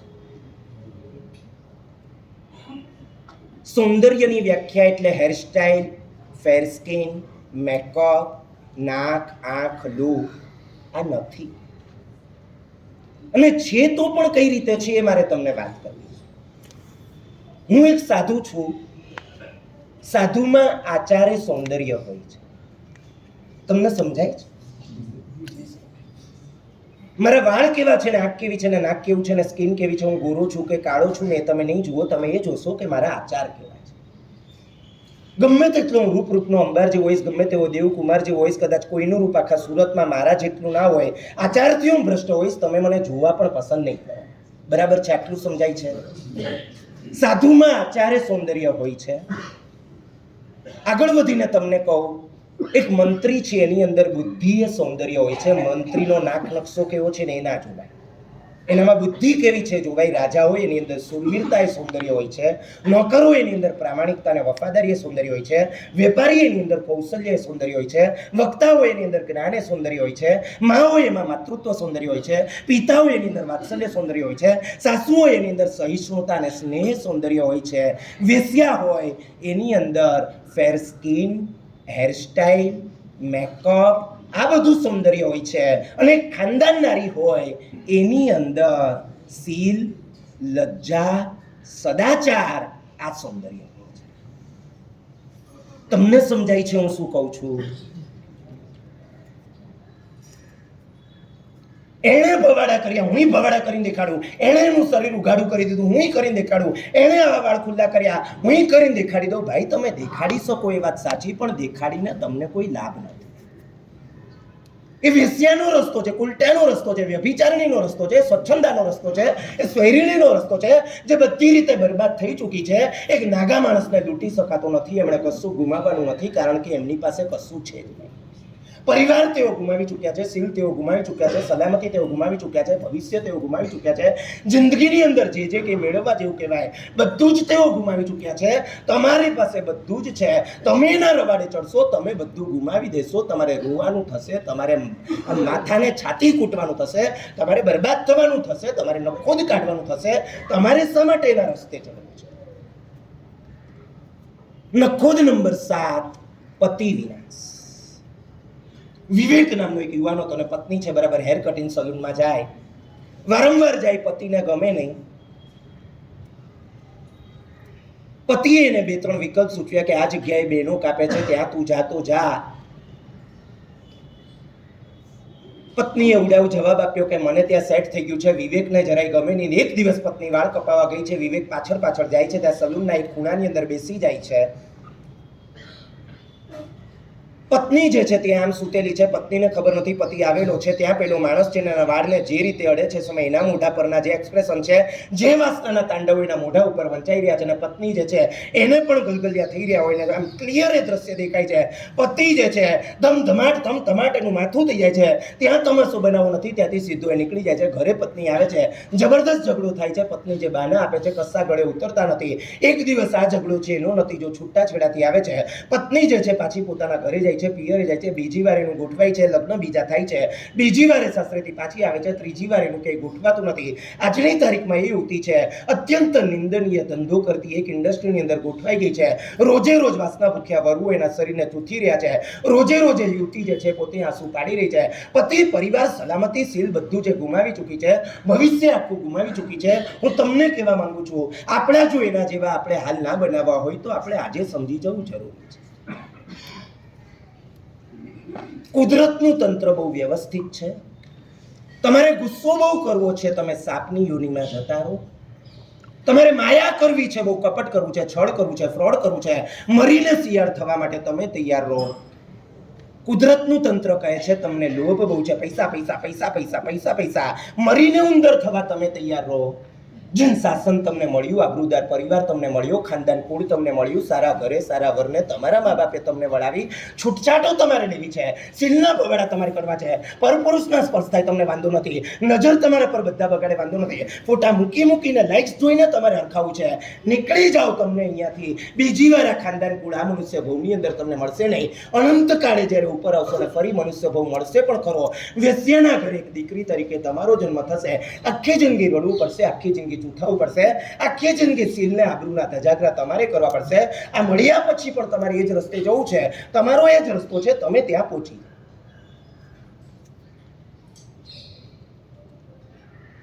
છગન ઘરમાં બેઠો તો ડોરબેલ વાગીને છગને બારણું ખોલ્યું ને પત્ની અંદર આવી. પત્ની આવતા વેત પૂછ્યું કે હું કેવી લાગુ છું, કેવી લાગુ છું. છગન મનમાં કે સાચા સમજદાર પતિએ કદી પણ આ વાતનો સાચો જવાબ ના આપવો જોઈએ. પત્ની પાછળ પડી છે, હું કેવી લાગુ છું, કેવી લાગુ છું.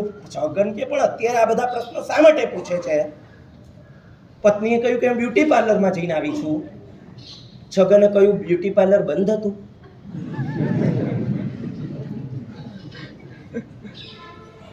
હું તમને કહેવા માંગુ, શીલ અને સદાચારની રેખા ઓળંગીને, પ્રભુએ કરેલી મર્યાદાના લીરે લીરા ઉડાવીને, અગ્નિની સાક્ષીએ લીધેલી પ્રતિજ્ઞા છે એના ઉપર પાણી ઢોળીને જ્યારે તમે બ્યુટી પાર્લરમાં જઈ આવો છો ને, ત્યારે પણ તમારું બ્યુટી પાર્લર બંધ જ હોય છે. અને ત્યારે તમે તમારું બ્યુટી પાર્લર, તમારી બ્યુટી બધું જ સળગાવી દીધું હોય છે. બૃહત્કલ્પ આગમ ભાષ્યની અંદર પૂર્વાચાર્યો બહુ સ્પષ્ટ કહે છે, ન ભૂષણમ ભૂષય એ શરીરમ વિભૂષણમ શીલ હિરિય. કોઈ મેકઅપ, કોઈ આબ્રો, કોઈ હેરસ્ટાઈલ, કોઈ લેટેસ્ટ ફેશનના કપડાં, કોઈ એવી બંગડીઓ, કોઈ એવા નેકલેસ એ તમારા શરીરને શણગારતા નથી. સ્ત્રીનું સાચું આભૂષણ હોય તો એ શીલ છે, સ્ત્રીનું સાચું આભૂષણ હોય તો એ લજ્જા છે. શીલ એ તમારી ખરી હેરસ્ટાઈલ છે, શીલે તમારી ખરી આઈબ્રો છે, શીલે તમારી ખરી લિપસ્ટિક છે, શીલે તમારા ખરા આભૂષણો છે, શીલે તમારી ખરી બ્યુટી છે, શીલે તમારું ખરું સ્ટેટસ છે. અને જો શીલ નથી તો આ બધું હોવા છતાં હકીકતમાં કશું જ નથી. એક જૈન માસિક નામ એનું ધર્મપ્રેમી સંદેશ, અને આ માસિકની અંદર એકવાર મારા હાથમાં આવ્યું હતું ને એની અંદર એક આર્ટિકલ હતો. આર્ટિકલનો મેઇન વિષય હતો કે પૂજા ચૌહાણ નામની યુવતીએ મુકેશ અંબાણીને પત્ર લખ્યો હતો. ખાસ બીજા દિવસે આંબેડકરી 10 વાર મિચ્છામી દુક્કડમની માળા, જેની પણ રીંગ વાગી જાય, ખાસ ધ્યાન રાખજો.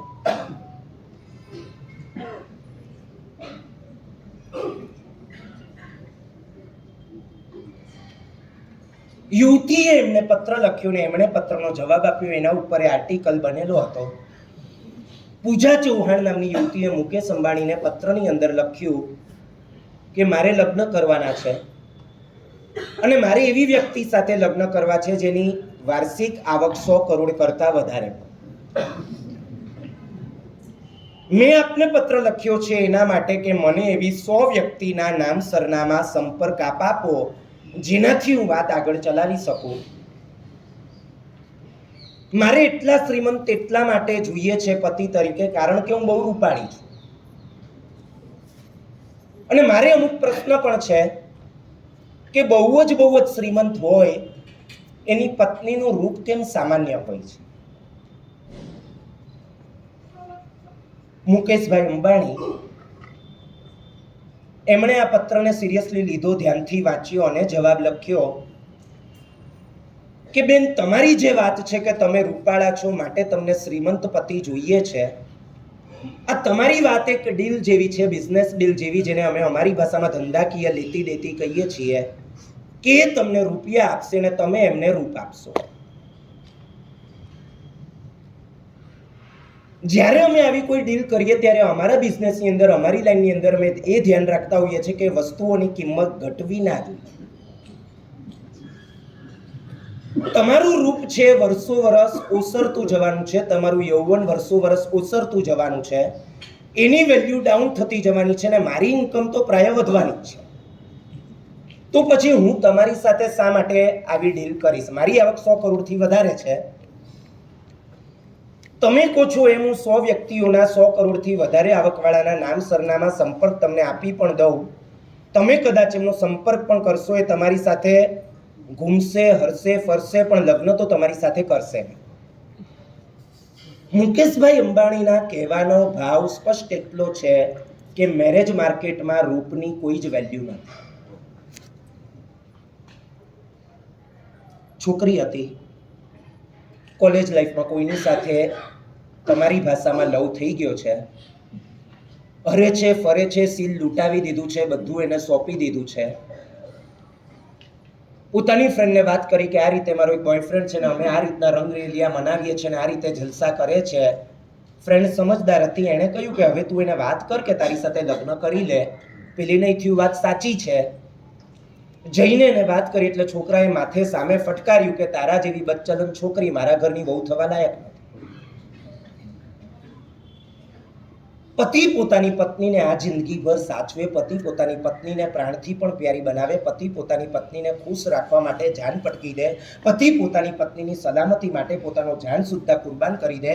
એના માટે દુનિયાના એક પણ બ્યુટી પાર્લરની જરૂર નથી, એના માટે દુનિયાની એક પણ હેરસ્ટાઈલની જરૂર નથી, એના માટે માત્ર ને માત્ર શીલ અને સદાચારની જરૂર છે.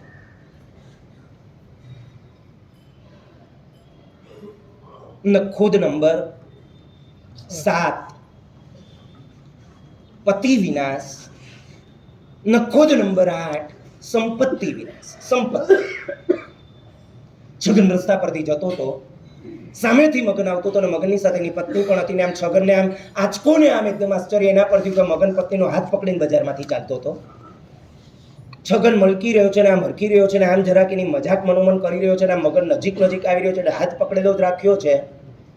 બરાબર નજીક આવી ગયો ને છગન કે આ લગ્નને આટલા 10 વર્ષ થઈ ગયા ને હજી આટલો બધો પ્રેમ છે, તું હાથ પકડીને પત્નીનો ચાલે છે. મગન કે પ્રેમ બેમની વાત જવા દે, એનો હાથ છોડ્યો એટલે કોઈ પણ દુકાનમાં ઘૂસી જાય.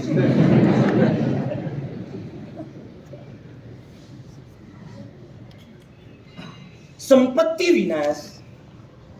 એક વાળ કપાવવાના 3000, 3500, 4000, 5000, 6000 તમને પરવડતા હોય, આ લક્ષ્મી દેવીનું અપમાન છે.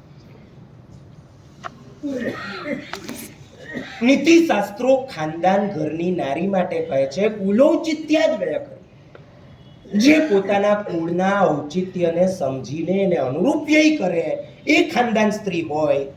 આડે ધડ રૂપિયા જે વાપરી શકે, હું તમને કહું, તમારા બાપ દાદાને પૂછજો, ઘરની અંદર પેલા કદાચ કરિયાણાની દુકાન હશે ને, એમાં બધું કરિયાણું મળે, માચીસ ના મળે, એમાં જાત જાતના ખાણાપીણીની વસ્તુઓ મળે, એની અંદર કેરોસીન ના મળે. કઈ રીતે રૂપિયા કમાવવા એના પણ એથિક્સ હતા, કઈ રીતે રૂપિયા વાપરવા એના પણ એથિક્સ હતા. આજે તમે બંને એથિક્સ ગુમાવી ચૂક્યા છો. કુલૌચિત્યા તમારા તન માટે તમે રૂપિયા વાપરી શકો છો, તમારા મન માટે તમે રૂપિયા વાપરી શકો છો, હેરસ્ટાઇલ માટે, મેકઅપ માટે, બ્યુટી પાર્લર માટે, નવી નવી ફેશનના કપડા માટે, તાગડધીનના કરવા માટે, ઠંડે કલેજે 25-50 લાખની ગાડી તમે લઈ શકો છો. 5-25 લાખનો ખર્ચો તમે વર્લ્ડ ટૂરની અંદર, કંઈક પિકનિકની અંદર, ફોરેન ટૂરની અંદર ઠંડે કલેજે કરી શકો છો. 50 લાખના કરોડ, 1.5 કરોડનું ફર્નિચર તમે વસાવી શકો છો. 5-15 કરોડનો ફ્લેટ કે બંગલો તમે ઠંડે કલેજે લઈ શકો છો. હું તમને કહું છું, તમે શરીર માટે વ્યય કરી શકો છો. તમને મન થઈ ગયું અહીંયા લાભ લેવો છે, તમારે લઈ લેવો છે, માટે તમે લઈ લો છો. શાસનની ક્યાં જરૂર છે, સંઘની ક્યાં જરૂર છે? આજે તાતી જરૂર શું છે, આ સંઘની પરિસ્થિતિ શું છે? જમીન આપણી આખી સંકેલાઈ રહી છે ને આપણે અહીંયા ફૂલદાની મૂકીને, અહીંયા આપણે આમ એક વોલ પીસ મૂકીને, અહીંયા આ પીસ મૂકીને, અહીંયા એન્ટિક પીસ મૂકીને આખી જિંદગી એની ચર્ચા કરી રહ્યા છે. આપણી જમીન આખી સંકેલાઈ રહી છે. એક સાંસારિક મોજશોખ હોય છે, તેમાં તમે ગાડી, બંગલા, હોટલ, રિસોર્ટ વગેરેના ખર્ચા કરો છો. એક ધાર્મિક મોજશોખ હોય છે, જ્યાં શાસનની કોઈ પણ જરૂરને જોયા વગર, વિચાર્યા વગર, તમને શું છે, તમને ફાવ્યું, લોકોની વાવા થાય, તમારી ઈચ્છા છે ત્યાં તમારે ખર્ચો કરી દેવો છે. શાસનની આજ્ઞાની, પરિસ્થિતિની કશી તમારે વિચારણા કરવી નથી. આ ધાર્મિક મોજશોખ છે. સંપત્તિ વિનાશ. પૈસો તમારો કયા રસ્તે આવે છે ને પૈસો તમારો કયા રસ્તે જાય છે, તમે જોયું છે? જનશાસનના શ્રાવકો હતા. ઘર માટે, કપડા માટે, શરીર માટે રૂપિયા વાપરે ને ગણી ગણીને ન છૂટકે વાપરે, માપના વાપરે, કરકસર કરીને વાપરે.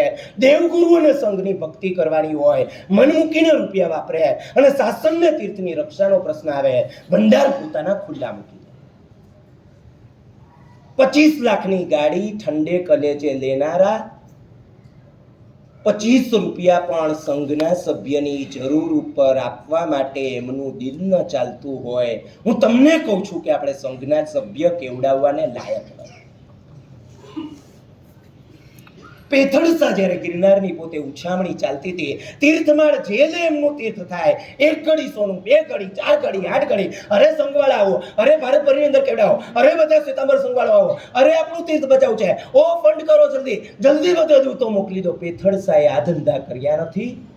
4 ઘડી સોનું, 8 ઘડી, 16 ઘડી, 20 ઘડી, 22 ઘડી, આગળ ને આગળ ઘડીઓ બોલાતી જાય. દિગંબરો બધું જ ફંડ ભેગું કરીને 28 ઘડીનો આંકડો બધું ભેગું કરીને માંડ માંડ બોલ્યા છે. સામે 56 ઘડી સોનું, 56ની છાતી સાથે પેથળસા બોલ્યા છે. ત્રીજા દિવસે સાંઢળીઓ માંડવગઢથી ગિરનારજી પહોંચી છે, બધું જ પેમેન્ટ કર્યું છે. અને ચોથા દિવસે 8મનું પારણું કરીને પોતે તીર્થ બાળજે છે. એ લેવા દ્વારા આખું જે તીર્થ છે શ્વેતાંબરોને સુપ્રત કર્યું. ખેમા તેદરાણી જેવા શ્રાવક થઈ ગયા. ગુજરાતની અંદર સંઘની રક્ષા કરવી છે, ગુજરાતની અંદર સંઘની આબરૂ રાખવી છે. ભંડાર પોતાના આખા ખુલ્લા મૂકી દીધા. કઈ રીતે સંપત્તિનો વ્યય કરવો ને એ પણ તમને આવડતું નથી. પૈસા કઈ રીતે મળે તમને ખબર છે? શેર બજારના રસ્તે જવું છે, સટ્ટા જુગારના રસ્તે જવું છે, ડેલ્ટાના રસ્તે જવું છે, ક્વિક મની, ઇઝી મની, એના રસ્તે જવું છે. તમને ખબર નથી ઇઝી મની એને કહેવાય. Easy comes easy goes. Easily આવે ને ઇઝી જતા રહે, એને ઇઝી મની કહેવાય.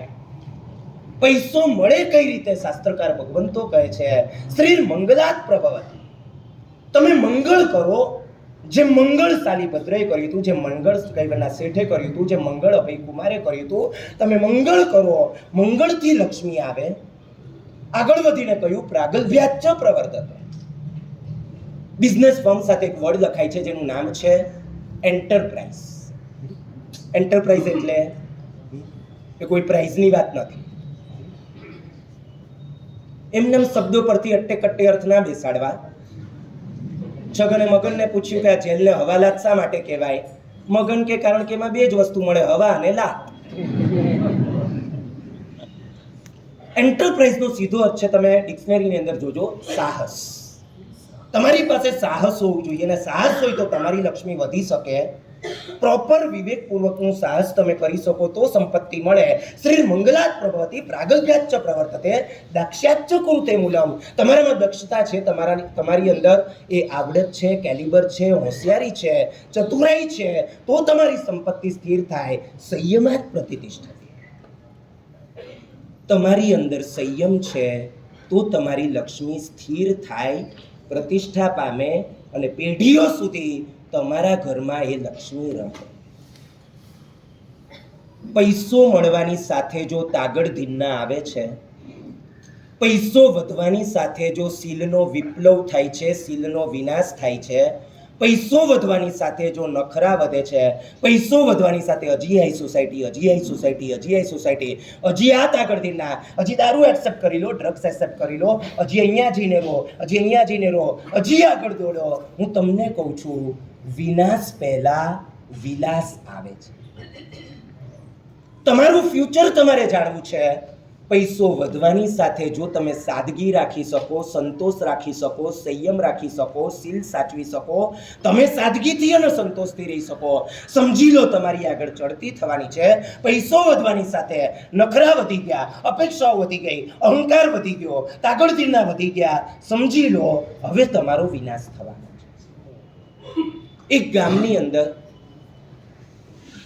ઠાકોરો પણ રહેતા હતા, બીજી કોમ પણ રહેતી હતી, નામ નથી આપતો.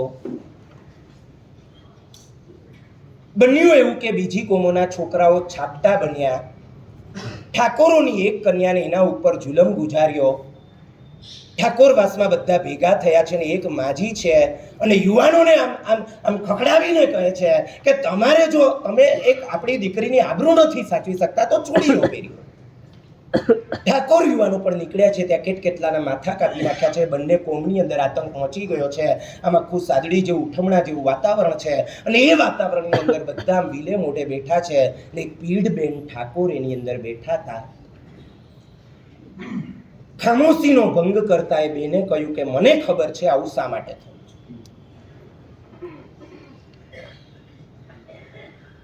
હમણાં એ કોમવાળા બહુ પૈસા કમાયા છે, એમને પૈસો પચ્યો નથી માટે આવું થયું છે. બેન આગળનું વાક્ય બોલ્યા કે પૈસો તો છે ને વાણિયાઓ પચાવી શકે, બીજા પૈસો ના પચાવી શકે. આવું એ બેન બોલ્યા. મારે તમને કેવું છે, કદાચ હવે તમે પણ પૈસો પચાવી શકતા નથી. તમે જૈન છો, તમે એલ્ફેલ નથી, તમે જે તે કોમના નથી. તમારું કયું સ્ટેટસ છે, કયું સ્થાન છે, કઈ ભૂમિકા છે, તમે વિચાર કર્યો છે ખરો? રાજસ્થાનનું જે શત્રુંજય કહેવાય ને, જેનો મહિમા વધતો જ જાય, વધતો જ જાય, એ નાકોડા તીર્થની તમને વાત કરું. એ નાકોડા તીર્થ કહેવાય. ત્યાં જે ગામ છે એનું નામ છે મેવાનગર. મેવાનગર એકવાર જાઓ જલાલી વાળું હતું, મેવાનગર એકવાર વસ્તી વાળું હતું, મેવાનગર એકવાર પ્રજાજનો રહે છે, ઘરો છે, ધંધા છે, બજાર છે, બધું જ છે. એ બધું હતું. આજે તીર્થ સિવાય લગભગ કશું નથી. આની એક હિસ્ટ્રી છે.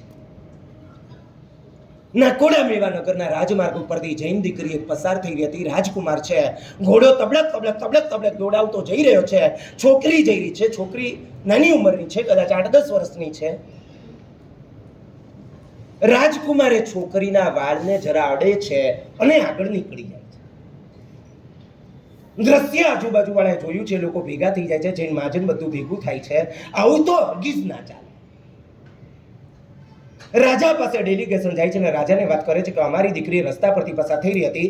રાજકુમારે ઘોડેસવારી કરતા પર્પસલી આમ હાથ લગાડીને એના વાળનો સ્પર્શ કર્યો છે. રાજકુમાર ઉપર પગલાં લેવા જોઈએ, ભલે તમારો દીકરો છે.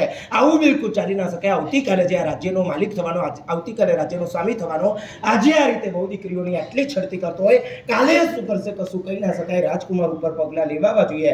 રાજાએ કહ્યું જોઈશું. રવાના કર્યા. 2 દિવસ 4 દિવસ 8 દિવસ ત્યાં ફરીથી ડેલિગેશન થયું. રાજાએ કહ્યું કે તમે રજનું ગજ કરો. આમાં કોઈ એવી સિરિયસ મેટર મને લાગતી નથી. મહાજન ફરી ભેગું મળ્યું છે અને જો રાજાને આ સિરિયસ મેટર લાગતી નથી તો રાજા પણ ચોર સાથે ઘંટી ચોર છે. જૈન મહાજન ભેગું થયું છે. બાજુના રાજ્યના રાજાને મળ્યું છે. રાજાને મળીને કહ્યું છે કે અમે તમારે ત્યાં રહેવા આવવા માંગીએ છીએ. રાજાએ જોયું 400 જૈન પરિવાર, જૈનોની યુનિટી કેવી, જૈનોની શીલ સદાચારની પોતાની આમ ટેક કેવી, જૈનોની આબરૂ કેવી, જૈનોની જાઓ જલાલી કેવી. રાજા જુએ છે કે આ 400 પરિવાર આવે છે, જૈનો આવેનો સીધો અર્થ છે, જાઓ જલાલી આવે છે. વેલકમ. રાજાએ સ્વાગત કર્યું છે. 400 ઘર બનાવી દીધા છે. આમ પોતે ગુપ્ત દૂત પોતે મોકલ્યો છે, સંદેશ આપી દીધો છે. મહાજન રાજા પાસે જઈને કહે છે મારે યાત્રાએ જવું છે, તમે પ્રોટેક્શન માટે થોડું સૈન્ય આપો. રાજા સૈન્ય આપે છે. એ રાજ્યની અંદર પહોંચે છે, સીમાની અંદર દાખલ થાય છે.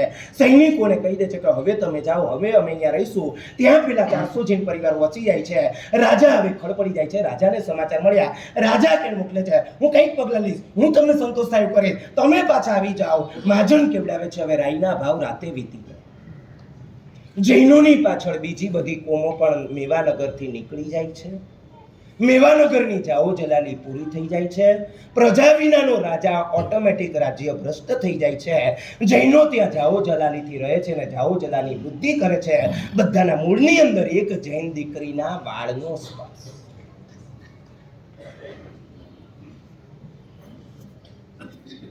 નખુદ નંબર 9, પ્રતિભવ પ્રત્યપાય.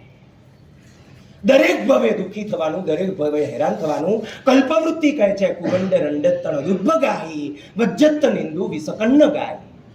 ભવ વિધવા થવું હોય તો આ રીતે સીલના લીલામ કરજો. ભવ વિસ્યા થવું હોય, ભવ મળદાને જન્મ આપવો હોય, ભવ વિસ્કન્યા થવું હોય, ભવ દુર્ભાગી થવું હોય, ભવ કદરૂપા થવું હોય, ભવ કોઈ ગાંડો માણસ પણ તમને પરણે નહીં એવા અવતારો લેવા હોય, ભવ સગા મા બાપ પણ ઘરમાંથી કાઢી મૂકે એવા પાપો કરવા હોય, ભવ કોઈ ભીખ સુદ્ધા ના આપે એવા પાપો કરવા હોય, તો તમે આવા કામ કરજો. પ્રતિભવ પ્રત્યપાય. શરીરની અંદર કેન્સર થશે, શરીર આખું સળગતું હશે, માથાના વાળ બધા ખરી જશે, ત્યારે હેરસ્ટાઈલ તમને ભારે પડી જશે. ઘરની અંદર અભાગ્યાપણું તમને મળી જશે ને સગા પતિ તમારી નજર સામે આમ જોવા તૈયાર નહીં હોય, ત્યારે આ હેરસ્ટાઈલ ભારે પડી જશે. બહુ દુઃખી થવું પડશે, બહુ ભિખારા થવું પડશે, કદરૂપા થવું પડશે, અભાગ્ય થવું પડશે, ત્યારે આ હેરસ્ટાઈલ ભારે પડી જશે. રાજા છે ને રાજાનો એક વૃદ્ધ મંત્રી છે, વૃદ્ધ છે ને સાથે અંધ છે, બીજા જુવાન છે, દેખતા છે. રાજાને એના પર વધારે ભરોસો છે. 2 કન્યા દરબારની અંદર લાવવામાં આવી છે. રાજકુમારને 2 માંથી એક પરણાવવાની છે. બધાની એડવાઇસ લેવામાં આવે છે. મંત્રીઓ કહે છે બંનેની ઉંમર સરખી જ, બંનેનું રૂપ સરખું, બંનેનું લાવણ્ય સરખું, બંને સરસ કન્યા છે, કોઈ પણ કન્યા પરણાવો. રાજા પેલા વૃદ્ધ અને અંધ મંત્રીને બોલાવે છે અને મંત્રી આગળ આવે છે. જુવાન મંત્રીઓને થાય કે કોઈ બુઢો છે ને આંધળો છે ને એને શું ખબર પડે કે કન્યા પરણાવવાની. મંત્રી પોતે બંને કન્યાની વચ્ચે ઊભા છે. એક કન્યાના માથે ટચ કરે છે, હાથ નીચે નીચે નીચે નીચે લઈ જાય છે, ગળે, પીઠે અને કમર સુધી હાથ ફેરવે છે. પેલી સ્ત્રી બિલકુલ સ્થિર અને સ્વસ્થ, એ કન્યા એમને ઊભી રહે છે. બીજી કન્યાના માથે એ જ રીતે હાથ ફેરવવાની શરૂઆત કરતા હજી એના વાળને જરાક ટચ કરે છે ને પેલી ઉછળીને દૂર જાય છે અને કહે છે અરે આંધળા બુઢા, શરમ નથી આવતી, મને ટચ કરે છે. આખી સભા સ્તબ્ધ થઈ ગઈ છે. બધાને લાગે છે કે આ છોકરી રિજેક્ટ થઈ જશે. વૃદ્ધ મંત્રીએ કહ્યું કે રાજન, આમાં જે પહેલી કન્યા હતી એ વેશ્યાની દીકરી છે. જેને અડવામાં આવ્યું, જેના પર હાથ ફેરવવામાં આવ્યો ને જેને કોઈ ફરક જ ના પડ્યો, એનું બ્લડ છે વેશ્યાનું છે, રાજકુમાર માટે અયોગ્ય છે. બીજી કન્યા છે કુલીન છે, ખાનદાન છે, રાજપુત્રી છે, ઉચ્ચ કુળની છે, રાજકુમાર માટે યોગ્ય છે. મને કહેવા દો, તમે ત્રિશલાને મરુદેવા છો માટે મારા માતા તુલ્ય છો, હું તમારા દીકરા જેવો છું. તમારા હાથની વણેલી રોટલીઓ ખાઉં છું માટે હું તમારા દીકરા જેવો છું. રોજ સવારે સુલસા ચંદનબાલા જેવા મહાસતીઓ સાથે એમના પ્રતિનિધિ રૂપ અપેક્ષાએ આડકતરી રીતે તમારું પણ સ્મરણ કરું છું માટે હું તમારા દીકરા જેવો છું. શીલના ભવાડા, સદાચારના ભવાડા તમે બંધ કરી દો. આ પાલવ પસારીને તમારી પાસે તમારી શીલ અને આબરૂની ભીખ માંગુ છું. આખો પરિવાર તમારો બરબાદ થવા જાય, તમારું ભવિષ્ય બરબાદ થવા જાય. તમારી દીકરીને તમે એક અક્ષર પણ ના કહી શકો. તમારી પુત્ર વધુ છે તમારા જ ઘરમાં, તમારી સામે બધી જ જાતના ભવાડાને દુરાચાર કરતી હશે, તમારે સ્વીકારી લેવું પડશે જો આજે તમે પાછા ફરવા તૈયાર. સીલે તમારું રૂપ છે, સીલે તમારું સ્ટેટસ છે અને તમે સાચવી લો. એ જ મારી લાગણી છે. શબ્દ કદાચ મારા ભારે લાગશે પણ લાગણી એટલી જ છે કે સંગ બચે. જે બોલ્યો છું એ કદાચ ઓછું છે, વધારે નથી. તમે વધારે સમજો છો. બહાર શું ચાલી રહ્યું છે, કેવા ભવાડા થાય છે, ઘર ઘર કેવા સળગી રહ્યા છે. અમારી આગળ આવીને દિલ ઠલવાતા હોય છે. અમે કોઈના નામ આપવાના નથી, કોઈની સ્ટોરી કહેવાના નથી. ઘર ઘર જ્યારે ભડકે બળી રહ્યા છે, આજ દેખાદેખી, આજ દેખાય, આજ ઘેલછા, આજ ક્રેઝ, આજ વેસ્ટર્ન કલ્ચર, જેનાથી આખું ફોરેન ભડકે બળી રહ્યું છે ને કે ઘર ભડકે બળી રહ્યા છે. સિંગલ મેન ફેમિલી ઘરે ઘરે થઈ ગયા છે. શા માટે તમારે તમારી એ દશા કરવી છે? મને તમારો જવાબ જોઈએ છે. માત્ર હેર કટિંગની વાત નથી, બહુ સ્પષ્ટ કહું, આ માત્ર હેર કટિંગ નથી, આ હેવન કટિંગ પણ છે, આ પતિ કટિંગ પણ છે, આ સુખ કટિંગ પણ છે, આ પરિવાર કટિંગ પણ છે, આ ઘર કટિંગ પણ છે, આ ફ્યુચર કટિંગ પણ છે, આ સદગતિ કટિંગ પણ છે, આરાધના કટિંગ પણ છે, આ તપસ્યા કટિંગ પણ છે, આ મોક્ષ કટિંગ પણ છે, આ સર્વસ્વ કટિંગ. કોઈ પણ પર પુરુષ કે પર સ્ત્રી આજ પછી મને સ્પર્શ ના કરે ને મારા ઉગ્રમાં પણ ન જ આવે. હું તમને પૂછવા માંગુ છું, આટલું તમે નક્કી કરી શકો એમ છો? ભલે મુખ્યત્વે બહેનો માટેની વાત હતી, યથાયોગ્ય અપેક્ષાએ બધી વાત દરેક ભાઈઓને પણ લાગુ પડે છે. તમે ઈચ્છતા હો તમારી પત્ની બચે, તમારું પણ બચવું જરૂરી છે. તમે ઈચ્છતા હો તમારા દીકરા બચે, દીકરી બચે, પુત્રવધુ બચે, તમારું પણ બચવું જરૂરી છે. આજના દિવસે ભગવાન કુંથુનાથની સાક્ષીએ, સિદ્ધાચલના આદિશ્વર અને શંખેશ્વરના પાર્શ્વનાથ દાદાની સાક્ષીએ, પૂજ્ય પદ્મપ્રભ સ્વામી ભગવાન 2300 વર્ષ પ્રાચીન જે બાજુમાં બેઠા છે, સકળ શ્રી ચતુર્વિધ સંઘ જે અહીંયા હાજર છે, તમે ઈચ્છતા હો 9 નખોદ અમને નથી જોઈતા, બેમાંથી એક નક્કી કરો. બેમાંથી એક બાધા આજે તમે લો. મારી ઈચ્છા છે, એક પણ માટે ફોર્સ નથી. એક બાધા એવી કે અમારે નખોદ જ વાળવું છે, અમારે 9 નખોદ જોઈએ છે, માટે જે ચાલતું હતું અમે ચાલુ રાખશું. બીજી બાધા એ કે અમારે એકે નખોદ હરગીઝ જોઈતા નથી, માટે હવેથી આવા એક પણ ભવાડા અમે કરવાના નથી. તમારી ઈચ્છા હોય બેમાંથી એક બાધા. મંત્ર બોલી રહ્યો છું, બાધા લઈ શકો છો. અર્યન સખ્યમ સિદ્ધ સખ્યમ સાહુ સખ્યમ દેવ સખ્યમ અપ સખ્યમ ધારણા ભીગ્ર પચકાય નથા ભોગણમ સસ્સા ગરણમ મત્રા ગણમ સૌવ સમયત ગણમ ભો સિરે. બહુ જ મહત્વની વાત હવે કહેવા જઈ રહ્યો છું. સુરતના શાસન પ્રેમી અમુક યુવાનો દ્વારા સુરતના અલગ અલગ મહાત્માઓનો સંપર્ક કરીને ક્રેશ કોર્સ ઓફ જૈનિઝમ